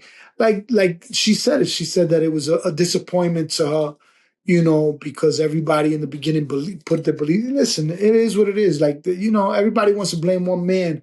Everybody's not perfect. You know what I'm saying? Everybody got their own, you know, he made a mistake. He did his time. All right, cool. That's it. But, you know, you can't judge everybody for the same thing. You know what I mean? But, you know, it is what it is. So in the documentary, Tone had called from prison to have the Bloods and the Kings squash it. But it was like very short lived because they said a Blood got jumped at the parade. When I interviewed Blame, he said he felt that it was all for TV and a publicity stunt and it wasn't a real truce. Pin it up. I feel like it was just all a publicity stunt. I feel like it was just, I just feel like it was, you know, something that was done for TV. Like he always do. What do you mean? You said that. I just feel like it was a publicity stunt. Like, oh, we're gonna squash it with them, and we have bros in the field that, although we was outnumbered, they didn't give a fuck about squashing nothing. We had our bros that got touched. This thing got killed. This thing got stabbed the other day. Such and such got cut. You know what I mean? Like, we squash this shit, nigga. Y'all niggas can squash that shit down there if y'all want. But we not squashing nothing, nigga. And y'all niggas don't speak for us. See, you had to have lived in that time to understand the mentality of it. Me and my niggas wasn't squashing nothing. And we was catching breath with them niggas every chance we got. And we was outnumbered big time. Let me tell you something. That war with the Bloods made me a fucking man. earlier than what I needed to. I didn't get to enjoy my childhood. I didn't get to enjoy my teenage years like other kids did.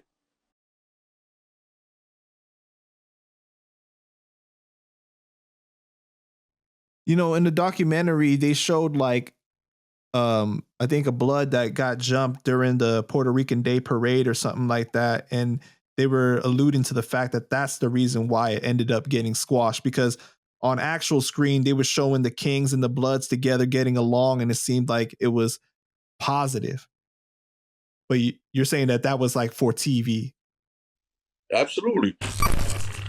That it was staged, you mean? Yeah. I mean, there's two different times. I'm trying to remember, because one was on the Black and Gold documentary, the other one was on Dateline. So are we talking about when he called from prison and Hector Torres and then meet up at the projects with the blood from LA? And with the blood, No, I'm or you talking about the about first one where the Kings confront the Bloods in the handball court? And I think in the Street Gang story, they just show them embracing each other. okay, the Street right? Gang. Well, one of them they're embracing. Okay, because I haven't watched those in many years, so I just all right. The one with Hector Torres, there was a blood from LA that came out. His name is Hound Dog, and he was running around with the Kings on the People Nation and trying to squash and mediate some of the beefs that were going on with the Kings because he was a Stone. Now, the Stones are originally from Chicago. So the Stones migrated through, T. Rogers and all them to the jungles. A lot of those sets in LA are Stones. Not all of them, not all the Bloods in LA is part of the People's Alliance, but the Stones are from Chicago. So they were part of the People Alliance. So he came out here and he was trying to actually defuse it. And they had a few meetings and stuff with them. But, it's just like, you know what it is? It's like at the time, the nation was so big, but we had one leader that could speak for the whole nation. The Bloods at the time didn't have, I don't think they still do have one man or one team that could speak for the whole organization, because they have so many different subsets and different because some are Brim, some are Stone, some are Max, some are Jet. It's like there's so many 9 trays, so there's so many different sets that they don't have one person that could speak or one committee that could speak. At the time when they had the UBN, yeah, maybe they could have done that. But once the UBN was broken apart and people started forming their own things and all that. So you were saying the Bloods, they weren't united, so there was no one to like call the shots for just like right. So even if we would have squashed it, like a lot of that stuff was like more for cameras and stuff like that, I believe, like because there wasn't one person that could squash the beef on their side. So even if they come to those projects, because they did that in the projects in Manhattan. So they met up in the projects in Manhattan. All right, they squashed the beef with those guys.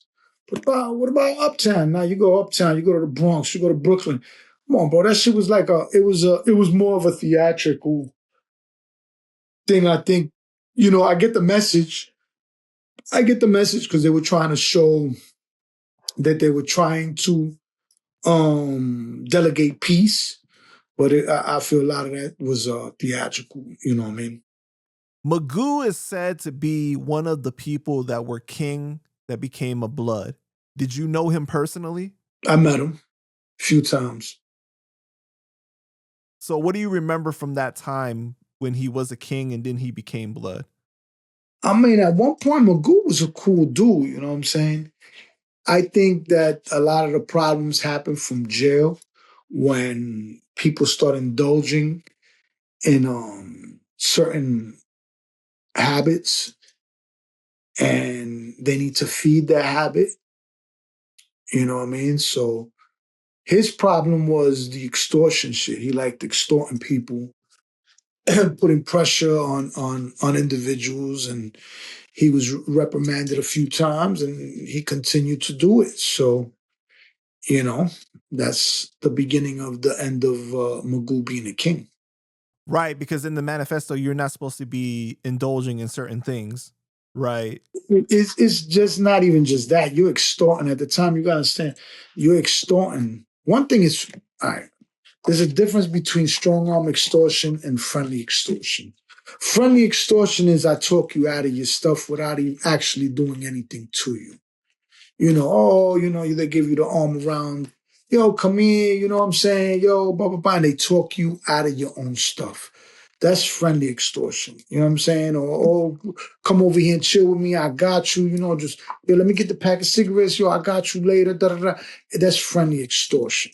You know what I'm saying? That's, that happens every day in prison. So as long as the dude is not complaining that they're extorting, they're taking it, nobody can do nothing. It's friendly extortion. Now, when you strong arming somebody, actually physically taking shit from them, is where the problem comes in.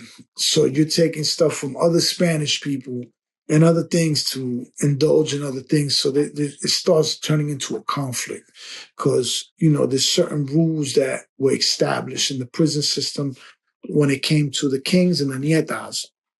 And when it comes to Latinos, we wasn't allowing anybody, not our own or anybody, extort, rob, anything, what I'm saying, across the board. So there was those rules that we maintained them. And there was certain individuals that just couldn't maintain to those rules. So they chose to, I don't think he chose to. He didn't choose to leave. He was kicked out. Well, what was your reaction when he became blood? He didn't become blood right away like people say he did. You know what I'm saying? Oh, okay. He became blood afterwards because he was in the Bing already. So he became blood afterwards. He didn't just go and become blood the next day. Oh, I'm blood. Nah. At first, they was trying to eat his food. You know what I'm saying? There was certain dudes that was in there that was trying to pop his top. Is when he started setting the kings up, you know what I'm saying, to get hit that's when he wiggled his way into their car. You understand what I'm saying? Because wait, when he left, there was beef between him and the kings? Yeah, he got X'd out. Niggas kicked him out the whip. He got kicked out the whip. He didn't get, but I mean, like, they were like targeting him. Yeah, he was about to get targeted. Him, there was a couple of other individuals that were on the chopping block because of the same thing. You know what I'm saying? Which were actually some of the first bloods was the ones that got kicked out of the V for that. So they robbed the kid, whatever. That was the last draw was when they robbed the kid, and they went up in his booty and took the balloons. What? Yeah, the kid went down on a visit. Came loaded with a couple of balloons full of whatever. And these dudes went in the yard and took him into the bathroom and went up in his joint and took them shits. Wow. So what was your reaction when he finally became blood? I mean, if I would have caught him, I would have, he was on everybody's list. You know what I mean? He was at one point, he was King's Most Wanted. Wow. Yeah. Whatever happened to him? He became the leader, one of the leaders of the 9 Trey Gangsters, which is Jim Jones. Right. Set, and then he got... Isn't that 6ix9ine's set too? 6ix9ine was never real blood. I'm not going to just shit on them like that, right. But he was a token... But he was associated with the 9 Treys, he was associated right? with the 9 Treys. But he was never fully whatever. He was just, whatever. Right. I'm not going to even... they got a lot of official dudes in that set. So, my man Gato and a couple of dudes, Shooter, a couple of dudes that was part of that. So you got to give them their respect. You know what I mean? Right. Not associate them with a clown. But what was that? Okay, so what happened was he gets caught up on some indictment shit, sending orders to the prison system in North Carolina. So he starts doing some wild shit with the whatever, he gets indicted on some RICO shit for running North Carolina from a cell in New York. So he gets extradited to the feds. They take him over there to North Carolina on some indictment. Supposedly, I heard he told, from what I heard, there was rumors that he was telling on that case, on the federal case over there, because now they got him in ADX. He's in ADX Max over there with Blood and all the rest of the big dogs now. Oh shit! Yeah, if you look him up, yeah, he got caught up on a nasty indictment, like nasty bodies and everything involved in some wild, same kind of case, kind of like Blood, giving orders to do this and do that, and some wild shit. You know what I mean? So if you look it up, you'll bug out. You'll be like, no way. Yeah, that shit was ugly. Shit was ugly. So, did you know a lot of kings that turn blood? Oh man, dudes nowadays are fucking emotional, bro. These dudes switch gangs like they switch bitches, bro. Like, bro, like, yo, you get into an argument with one dude, I'm gonna go become patria. Next day, I'm gonna go become this. Then you got other dudes that want to become king after this. Bro, this shit is like they be pancaking, like, yeah, bro, it's crazy, bro.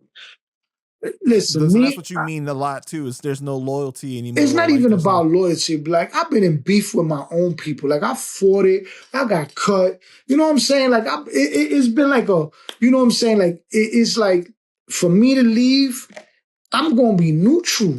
You know what I'm saying? Like, if I ever decided to be like, well, I can't even say if I decided to, because I'm not active. You understand what I'm saying? I'm still in tune, and I'm still, you know, in good graces, because I've always done what I'm supposed to do, and I always keep, you know, what I'm supposed to do there, but I'm not active. You know what I'm saying? I'm not on a day-to-day, you know, nah, bro, I'm cool with them. There's a party, there's a get-together, Christmas or Thanksgiving, King's Day, you know, holidays, collections for brothers, whatever people need, and whatever I could do to help somebody. If I could get a brother a job, or if I could, you know, help a sister out, I'm always there to, you know what I mean? Positive stuff. Yeah, I'm not with the nonsense. Unless it makes money unless it's gonna make money legally. Right. Keyword. Yeah, I'm gonna just keep it pushing. You know, I'm not letting nothing break my peace, bro. Right now, I'm at a stage in my life that I need peace and humbleness, and I'm just trying to deal with a whole different caliber of women that are on that same type of vibe. So I'm not trying to find no type of drama. You know what I'm saying? But you got all type of different shit going on. You know what I mean? Like it'd be like, I know. For instance, there was one dude that was been a king for like 20-something years, bro. 20-something years. And he does some dumb shit when he's drinking, some dumb shit that leads to like him being like talked about, a lot of people talking about him, joking about him. He turns into whatever. And on some emotional shit, he calls and like, yo, what if I became blood? Obviously, I'm thinking he's joking. I'm not thinking, so God, become blood. He calls June. June's like, God. Yeah, he goes and becomes blood. Like, we like, oh shit, this dude was serious? What the fuck? Wow. But like, it's like, yo, bro, like, you know what it is? It's like, I don't know, bro. Like, I feel like a lot of dudes is very emotional nowadays. Like, they making But after 20 years? Like, how did... That's what I'm telling you. They be pancaking. Like, yo, bro, I got dudes that left the nation to supposedly go to church. Next thing you know, one's a Crip, one's a fucking Patria. Like, you know what I mean? Like, yo, bro, like, if you, what is the, like, you didn't make it in this gang or in this nation, you're going to go over there. And at least here you had to, like, I don't get it. Like, plus a lot of dudes too be scared of death. They land in a jail. You know what I'm saying? They'll get to the jail. The jail will be like 70% blood, 20% patria, one king. Then they get scared of death. So they'll turn around and be like, oh, I'm going to become patria, or I'm going to become this, because they got the numbers, and they'll go to another jail and switch sides over there. Like, it's like emotional. I don't know, bro. Like, I don't know. I feel like a lot of these gang members nowadays are like emotional females. You know how a female be with you for 20 years? You ain't flushed the toilet, and she got mad, and now she's going to go with the next dude because you ain't flushed the toilet. You know what I'm saying? Like Right. it just be like, yo, I don't know, bro. Like I don't know, bro. These dudes is just like I said, me personally, if I'm not going, I'd rather be neutral, bro. There's no problem with me holding it down. Like, you know, back in the days, bro, I was thrown in plenty of blood houses. And listen, I couldn't live somewhere, you know, you make it happen and you up out of there. You make a movie, make it happen, you get up out of there. You know, you ain't gonna go to the bum, be like, police, I can't live here. Bro, like I see it all, bro. Like it's like, bro, like I wish they had videotapes of the like, you know what I'm saying, like with like audio from like the dorms or the cells when shit was going on, when some of these tough guys that be online and all this shit be like, yo, see yo, like come on, bro, like I don't, you know, man, like I'm the same dude. Go ahead. When I interviewed Blame the first time, he got teary-eyed thinking of the time when so many of his bros turned blood because of the pressure of how deep the Bloods were at that time. Yeah. Did you experience that too? Not really, bro. I'm gonna be honest, like when I was coming up, it was a different. Remember, well, you were locked up at the time, right? He was on the street, right? He's on the street, but remember when I'm coming in, I'm coming in. We were. See, everybody talks about the Bloods, right? And that wasn't the biggest war that we had. It was more like with the 5%ers, because every jail you went to was like a fucking 105%ers. Like everybody was God Body. Like people are forgetting how strong the God Body movement was at one point. And people still rep that shit real hard. Yeah, bro, because it's you know what it is, and I'm gonna be honest with you, like I respect God Bodies because it's all about knowledge, building, understanding, and it brings awareness to your mind, and it brings different type of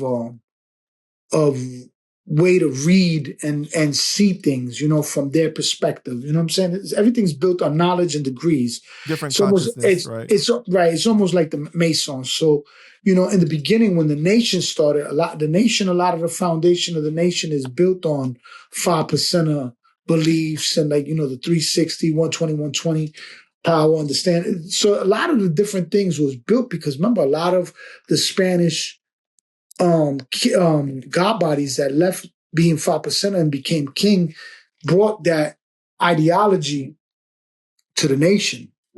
Right. And people are forgetting that the God Body's been around New York since what, the 70s? Long time. 70s or the 60s. I don't actually remember the exact.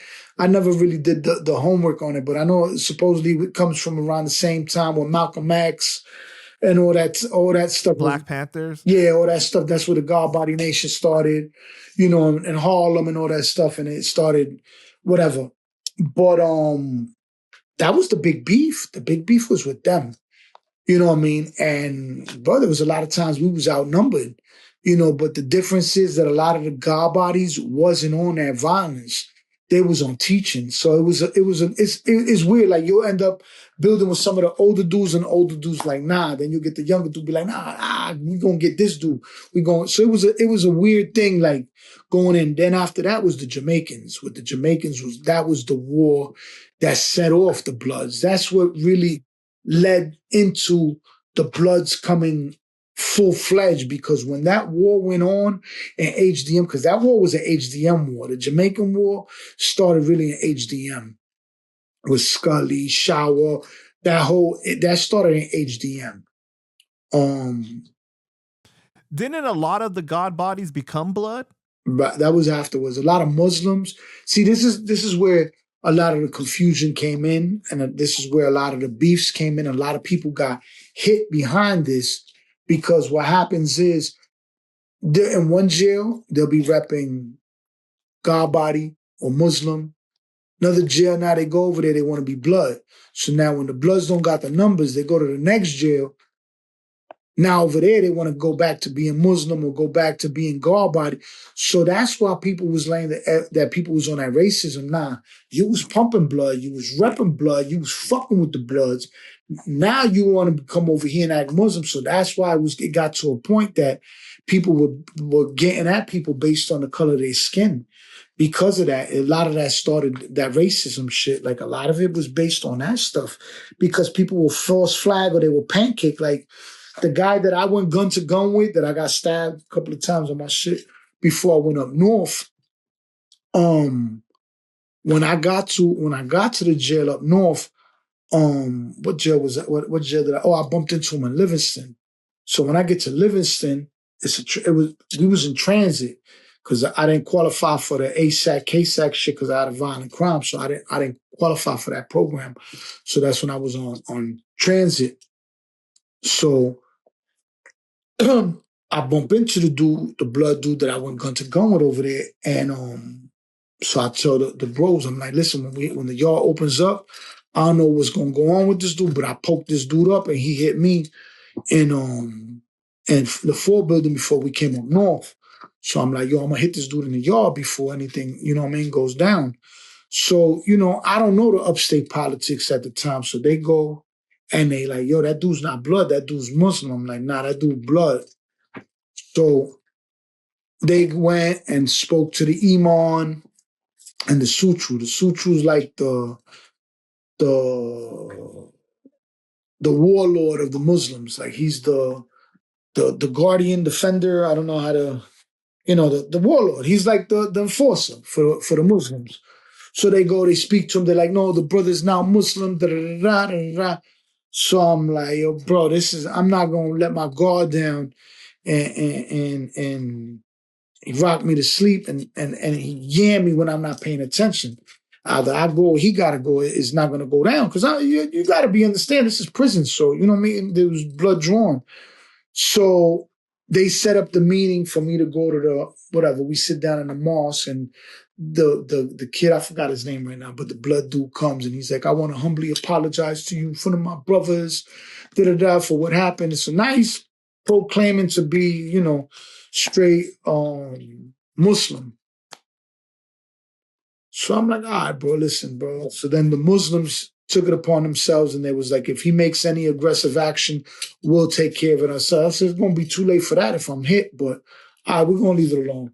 So we left it alone. And, but it was like, then time goes on. Remember, now this is 95. So 95, when I come back down to the island in 96, I'm on the island again in 96. This motherfucker's on Rikers Island repping blood again. Wow. So it is just like I said, just like them, it's just Kings was doing the same thing. It's like everybody does this. Bro, there's no loyalty no more. Everybody just is flip-flop. There's no loyalty, bro. Nobody's loyal, bro. Nobody's loyal, bro. Nobody's loyal, bro. Not to the gang, not to friendships, not to relationships. Bro, everybody foolish. This whole shit, bro. Do you think that part of it has to do with the internet making people sick? Like social media and stuff? I do, bro. I honestly think that social media has a lot of people brainwashed that it's just so much lying and so much capping. Like, yo, bro, honestly, I'm going to be real with you, bro. It's to a point that I don't argue no more. Like, let's say, for instance, when I was in a relationship with Shorty, I would see something I didn't like. I wouldn't argue about it. I make a comment. That's it. I ain't arguing. It's up to you to make sure that you know what you got to do the right thing. If I got to sit there and babysit you and hold your hand and tell you what you got to do as a woman, we shouldn't be together. You understand what I'm saying? Because you know what you're supposed to do as a man. I know what I got to do. So a lot of these grown-ass men don't even know how to be men. So they make up these fucking fantasy stories. Like, it's just so much capping, so much lying, so much, bro, you do something wrong here. All right, they don't want me. And they'll go take on, or the best one, when motherfuckers is confidential informants and motherfuckers see they confidential informants and motherfuckers are ready to run them up out of here. And then the next thing you know, he's part of that gang. And they embracing him. And you going over there like, yo, bro, this dude is no, he's one of us now. You just don't want him to be down with us. All right, cool. And they be going from gang to gang to gang to gang. And it's just like so watered down, bro. Like every day I hear a different story. Yo, this dude switched over to here and this dude went over there. And this dude was 8. Now he's this and now he's that. And it's like, I'm like, I can't even keep up with the nonsense no more. That's why it's just crazy, bro. Damn, man. Yeah, bro. This it's just bananas, bro. Like I tell you, everybody's too emotional. You know, you can't even speak your mind. You get canceled. You know what I mean? It's just so much different things, bro. Like I don't know how to do it anymore. I think the internet has been good in the way that it's shown people that there's so much more to life outside of like what you know, but at the same time, people have made bad decisions because they're not like happy with what they have. They think that, oh, there's so much more for me. You know what I mean? Like this is not good enough. So there's like a good and a bad side of it. Yeah, no, definitely. I definitely agree on that. I think the internet has people like not brainwashed, it's almost brainwashed or drugged, like to believe like women have to look this way and this has to be this way. And it's just like, absolutely, it's just so much different. Like it's just insanity, bro. Like the way things are, bro. It's like, I don't know, man. I don't know. Like I'm just trying to just like figure it out. Like every day that goes by, I try to figure out which way to go. Cause I don't even know what to say anymore. Bro, every day I meet somebody, him, her, this, that, like I'm like, what? Like I get caught up in a situation that I'm just like, huh? Yo, whatever y'all do, all due respect. That's not my, this is what, I'm very old school, very traditional. You know what I'm saying? Like we not, we're not gender fluid, none of that, whatever is going on here. You know what I mean? But it's like, yo, bro, I don't know, man. I don't know. Interesting times to be alive for sure, man. It's definitely the internet, bro. The internet definitely has opened, like you gotta understand, back in the days, we used to sit on a block. We knew maybe like a 5-block radius of where we lived. We didn't travel like that. Very few people traveled. Very few people left that little circumference. If you went from one borough to another, it was like an adventure coming from, you know what I mean? So it was different. So now with this internet and with everything going on, it's like, what's the dude from London? Trapler Ross? Yeah. Yeah. The dude that be having the Harry Potter glasses and shit. Yeah. So, bro, you would think this dude is from Chicago. The way he breaks down all the drill stuff and everything that's going on. I mean, obviously because of the accent, he's not from there, but how somebody from a whole different continent is able to, do the research, do all this, is just mind-boggling. Like, you know what I mean? Like how they able to do certain things, you know what I mean? Like, well, let me ask you something about that, right? Do you consume a lot of his content? I used to before. Okay. Do you feel like he inserts himself into the situations, politics and situations and shit a little too much? Like too much. Because when I'm asking you about the stuff, I feel like I'm still doing it with a certain level of respect where like I'm not saying I'm an expert or because you're not. At the end of the day, he tries to act like he's the what do you call the professor, the people that have drill right it's like, bro, like on that culture of that culture, like, yo, my man, you're not even from out here. But I mean, I respect some. He does actually do a lot of homework. He does good work as far as like putting it together. Bro, like you can't take that away. Hell no. But he does insert himself like he's the highest authority on what that is. You know what I'm saying? I feel like he almost copied what DJ Academics did before. Remember, because when he started the whole he took a couple of chapters out of his book, and he just goes deeper into the studying of what it is, because this dude goes in and gets police reports and days of shootings and times, and he actually does a lot of the legwork and footwork. But it's just like, again, you're not from out here. So I seen a lot of the beefs that he caught with a lot of people behind some of those, when he was saying that King Von was the first serial killer rapper or whatever. Right. Well, my thing is like, okay, do you think that we were supposed to have this information? Like, are we at a stage where like information has become a problem because it's just too much of it out there? Like, you know what I'm saying? Being consumed. I mean, what's scary nowadays is everything's on your phone. Right. Everything. So let's say you get somebody's phone number and you want to know their name, their real name and everything. You know how to do that, right? Simply. Right. You just Google search it. Oh, Google search. You try to attempt to send a Zelle for $1 or for whatever to their phone. So when you go do that to their phone number, it automatically gives you their whole government name, everything on the Zelle account. Wow, yeah, that's a good point. So people automatically now know your whole government, know everything based on your phone number. Everybody now has access to everything.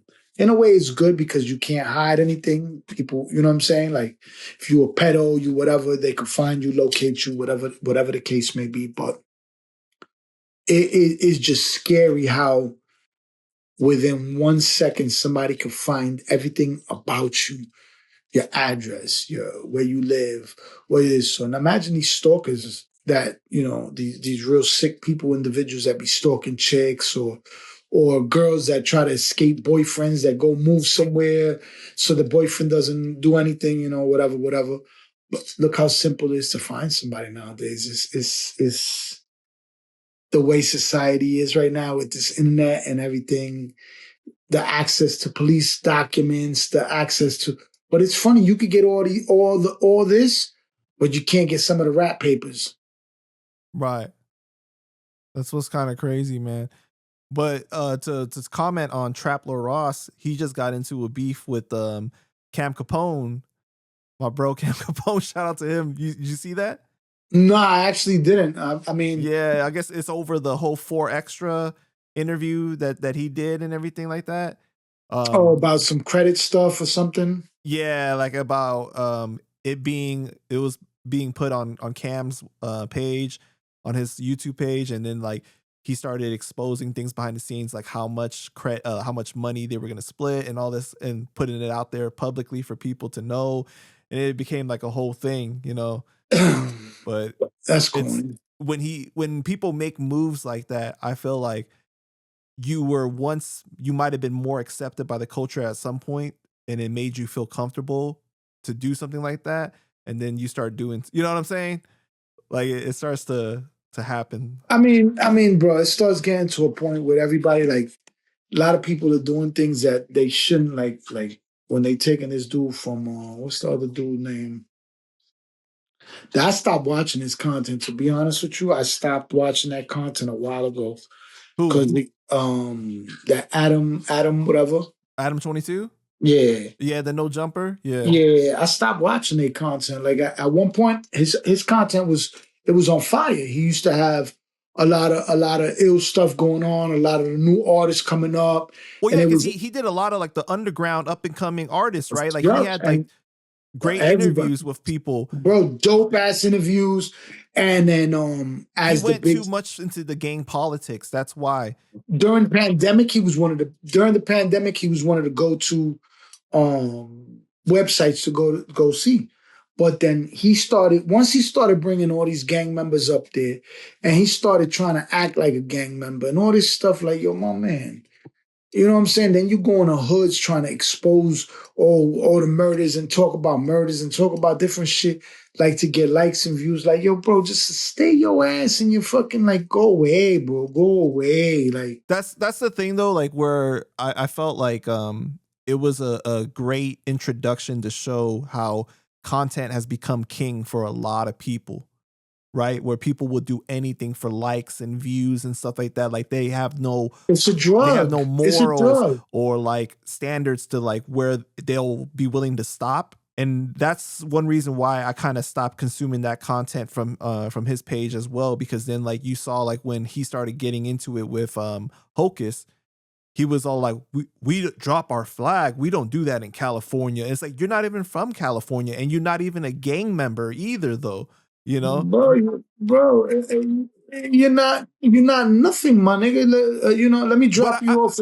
I'm not even saying that like I'm a gang member. No, But I'm not I saying know you better. are, but it's like, yeah, but I know better than to do that, to try to represent myself this as is something. this is the thing. That's like me saying, all right, with the Hocus situation, right?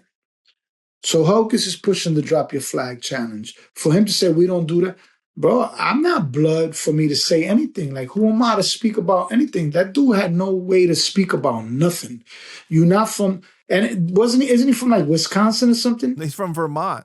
What's the crime rate in Vermont? What do they do? Fucking. Or no, is it New Hampshire or Vermont? I think it's one of those. But you know One what of I those. mean. One of those Winter Lodge.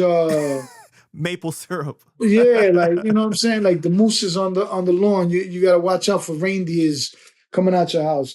Like, come on, bro. Like, stop it, bro. Stop it, bro. Stop it, bro. Like, that's what I'm saying. The disrespect is just so much because there's so much money now behind the podcasting and the YouTubing.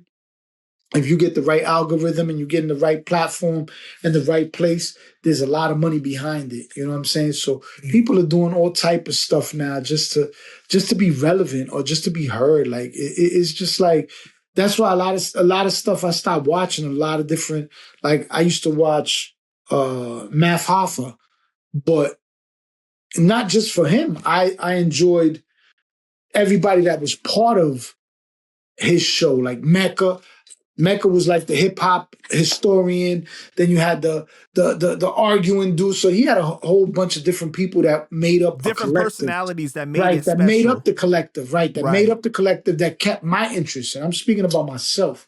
Now I got nothing personal with none of them. So it kept the interest up. So he had a dope setup in the beginning. And then, all right, you replace one, you replace two. But then when you replace the whole panel and you're not bringing anybody that's bringing me like drawing me to them as far as with content, I just goodbye. Right. I'm done. So a lot of platforms have their run and they just fizzle out. You know what I mean? I don't know how much longer his is gonna go on because it's disgusting. What do you mean? Really like Adam 22? I don't really see nothing on his platform no more. It's just like corny arguments. It's corny Well, the problem that I kind of had was like it seemed like he was creating a lot of deadly drama himself. Yeah, a lot of deadly beefs amongst the gang members. So it was like this could like really cause someone to die for real, bro. They jumped the dude outside and robbed the dude and all that crazy stuff that's going on. Like, yo, bro, you set me up. I will fly your man. Listen. Yeah, it's just it became a little too much, man. Like almost like a reality TV where you can't like really take it serious anymore. That's exactly what it was. Like they made a reality podcast, and then half your podcast gets indicted, half your podcast is going to jail. Like it's well, they're in jail. What do you mean going to jail? They're in jail, right? You know, but I mean that's the sad thing though when you look at the culture, the era that we live in now, where people will go on knowing they're being recorded and they'll snitch on themselves. They'll tell because they need that, because they want accolades. They want that hit of that's exactly what it is. They want that hit. They want that hit of everybody like, oh shit, this guy's crazy, or the likes, the comments, the thing. Bro, I'll be watching some of these videos and I just don't get how these kids are still doing these drill videos and everything with real hammers. Like, I don't get it. I don't get it. You see this other dudes they got the serial numbers off the guns in the video and indicted them. Like, what are y'all doing? Like, yeah, it's sad, man. Sad for sure. Yeah, I don't know, bro. I don't know, bro. But you know. All right, last question, man. If you had to give someone advice that is going to prison for the first time, what would you tell them? Advice on the first time going in. I mean, there's universal rules. The number one rule is don't take nothing from nobody. You know, don't take nothing from nobody because you don't want to owe nobody. Stay away from gambling. Stay away from drugs. Stay away from any type of sexual. I don't even know what to say anymore. I can't use the H word. I can't. I don't know what. You know what I mean? I don't want to get. But yeah, stay away from any. Anything like that, bro. Those are like the main rules. You stay away from that type of those type of activities, and don't join a gang. The worst thing you could do is join a gang. Stay neutral. People respect neutral dudes more nowadays than they do the gang members. Believe it or not, the gang stuff is very watered down. And so what about you feeling pressured that like you gotta like side with like your color or like your race or like, you know what I mean? You gotta have someone to have your back. You gotta be a man and stand on your own, bro. What are you gonna do? All right, so you're gonna let somebody pressure you to join a gang, and what you're gonna do when you go to the next jail and it's more of the other set, then you go over there now and they're gonna pressure you to become something else too. That's the whole point. That's what we're talking about. See, that's the whole thing. If you allow people to choose for you and make decisions for you, you know what I mean? You got to be able to make that decision on your own. Somebody got to come bring you the facts or bring you whatever's going on and be like, yo, this is what it is. This is what's going to happen. If you join this and you go to another jail, this is for life, bro. You're going to join this. You got to take your alliance and your loyalties to this. Problem is people don't do that no more. So in this jail, they become Latin King. All right, because the Kings might have this jail. Now they go to that jail, the Bloods are there. So now all of a sudden, well, you know what? I'm going to switch over to you guys. Then they go to the next jail, the Crips are there. Like, bro, this shit is like a fucking merry-go-round. It's like, like that's Did my they write a thing. tell-all book? How I joined every gang. Yeah, that's what I'm telling you. Like and I'm being dead serious. Like that's the thing. Don't join a gang, bro. Like the best thing to do is stay neutral. You stay neutral, bro. Like I'm gonna be honest with you. Like there was times I thought about it. I was like, damn, bro, I got into mad beef, lost time, all type of things. But then you know what? You go back and you think about it. You like, all right. If I wouldn't have went through the things I went through in life, I wouldn't be the man I am today. I wouldn't have learned how to appreciate the little things you have in life. You know what I'm saying? So I don't regret nothing. I don't regret going to prison. I don't regret, doing time. I don't regret being a member. I don't regret none of that. I actually learned how to be a man, going to jail and becoming a member. I learned how to be who I am. You know what I'm saying? The principles that I live by every day. So, there's a lot of things that people got to understand. Like if you're going to go to jail, bro, and if you have to go to jail, bro, just keep it real. Just don't take nothing from nobody. Keep to yourself. Do what you got to do. Work out. Get your mind right. Go to law library. Don't gamble. Gambling leads to problems. Anything that's going to lead you to a problem, you try to avoid. Because gambling, you're always going to end up somebody's going to try to get loud, do this. You always end up in conflict gambling. That's why I don't gamble. You know what I'm saying? Don't take nothing that you can't pay. Don't take nothing you can't pay. Don't take nothing on the juggle that you can't pay back. Whoever don't know what the juggle is, the juggles you get there, I'll give you 1 for 2, 1 for 3. If you can't pay that tax, do not take it. Do not take it, bro. Nothing's free. Nothing's free in prison. Everybody got a gimmick. And if a gang member's giving you something, they're trying to recruit you. So just be aware of that. If somebody's outside of if it's somebody is your nationality or you have some type of something, they might be doing it without. But 9 out of 10, there's some type of, you know what I mean? There's strings attached to them being nice to you. So that's the way I couldn't think of the word, bro. I got a brain block for a second, But that's really what it is. That's what I would tell somebody going to jail. Best thing is not to go to jail, bro. There's nothing about jail to glorify. There's nothing there to be able to say I went to jail. It's just like, it's corny. To be honest with you, a lot of that shit is corny, bro. I salute everybody that never went to prison and been out here keeping it real and being a solid individual. Those are the people I salute. You know what I'm saying? Like the dudes that never had to go to jail or learn through those experiences and still are real individuals. You know what I'm saying? Like I don't know where everybody thinks that just because you go to jail is real.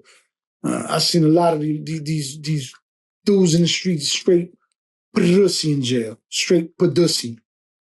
You know what's funny is that, I was having a conversation with Lou, Big Lou, right? Shout out to Big Lou. Oh, my friend, the fake Cano.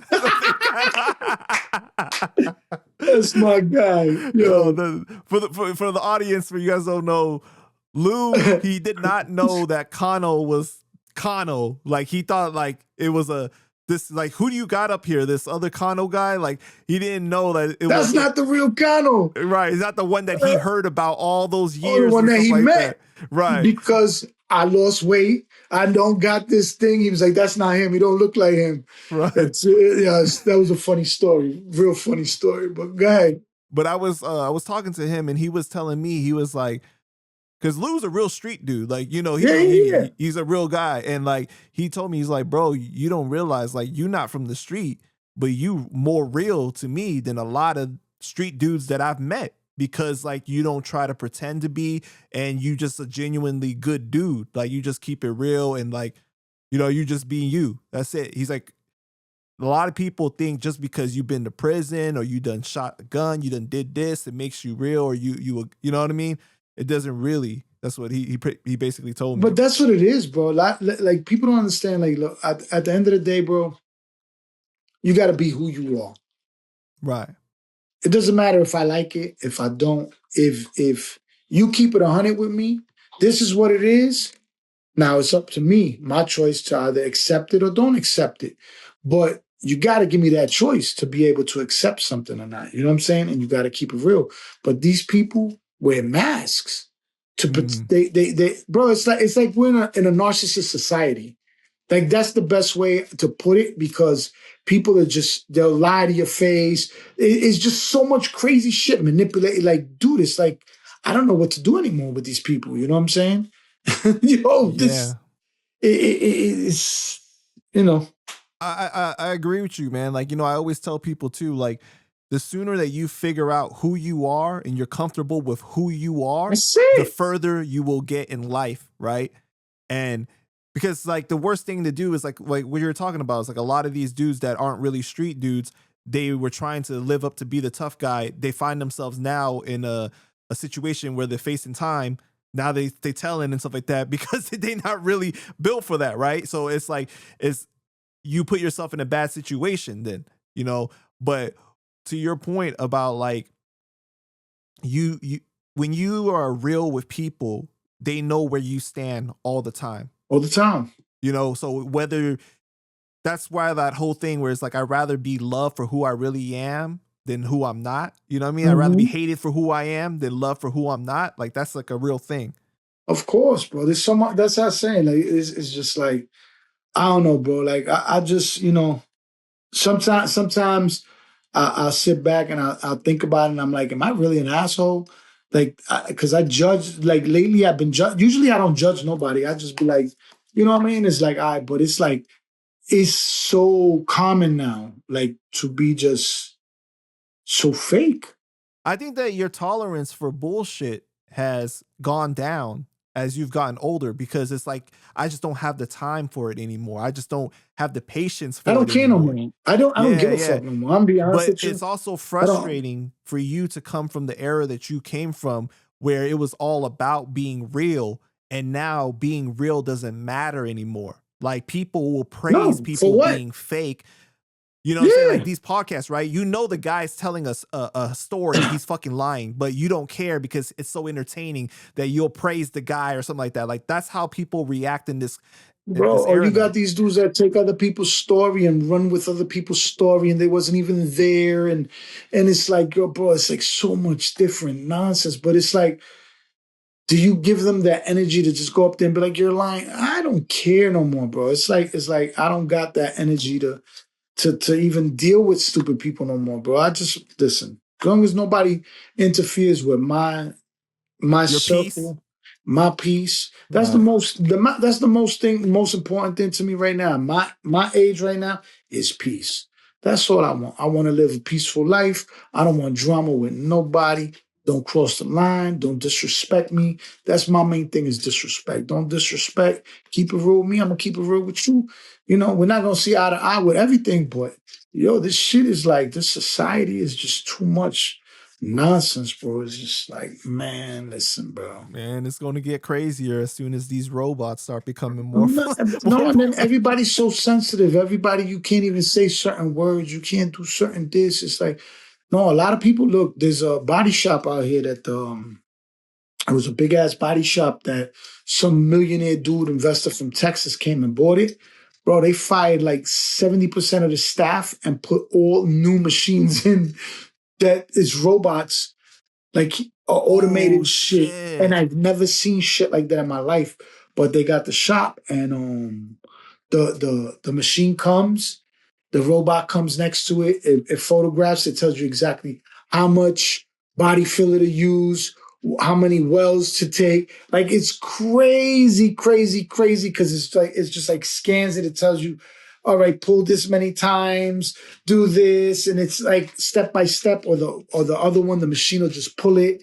Like, it's bugged out shit. They're trying to automate the whole system. Absolutely. The paint department, the car goes into the paint booth, the machine comes and cleans it, sprays it clean, then comes and sprays the car. Like, it's so much, but the difference is that it doesn't have, like, if the tape was misplaced, if this was mistaken, there's overspray. So now that's where the kinks came in, that you need an actual human to actually supervise it, because it's not as easy as everybody thinks. You know what I'm saying? It's dehumanizing a lot of the stuff that is happening, right? And it's, to me, it's scary to a certain extent, because, like, you know, like, the world is just changing so rapidly. It's like, man, like, I can't imagine what it's going to be like in 5 years. You know what I'm saying? I mean, everything's speeding up so fast that you don't even know, bro. Like, one of these days, they're going to be able to have those flying cars or right. You know what I mean? They already got those cars that you drive into the water and start driving on the water, like, yep. Like, what's them shits called? Like jet skis or whatever, but the hydroplane, whatever. Right. So there's so much thing that's changing, bro, that I don't know, man. I'm just... I'm with you, though, man. I think that all you can do is just try to protect your own peace and worry about your shit as much as you can. I mean, you gotta control what you can control, right? That's you can't it, worry bro. about You what gotta you can't control yourself. Well, that's it. Think about yourself, your family, you know, your loved ones, your significant others, and that's it. Yep. Start just doing, bro. That's it. Yeah, man. What else, next brother? thing you know, I might have to, you know, build myself a robot Cano that just answers the questions. Answers them your way, not my way, huh? You want the Panda chop way. This is the real Cano right here. We want the Panda chop way. We're not doing the Panda chop way. Chop, chop, chop, chop. All right, Cano, man. I just want to thank you so much for your time, bro. Is there anything else you want to say to the people before we go ahead and wrap it up? Nah, just remember, you know, to just try to keep it as real as you can with people. Be honest with people, you know what I'm saying?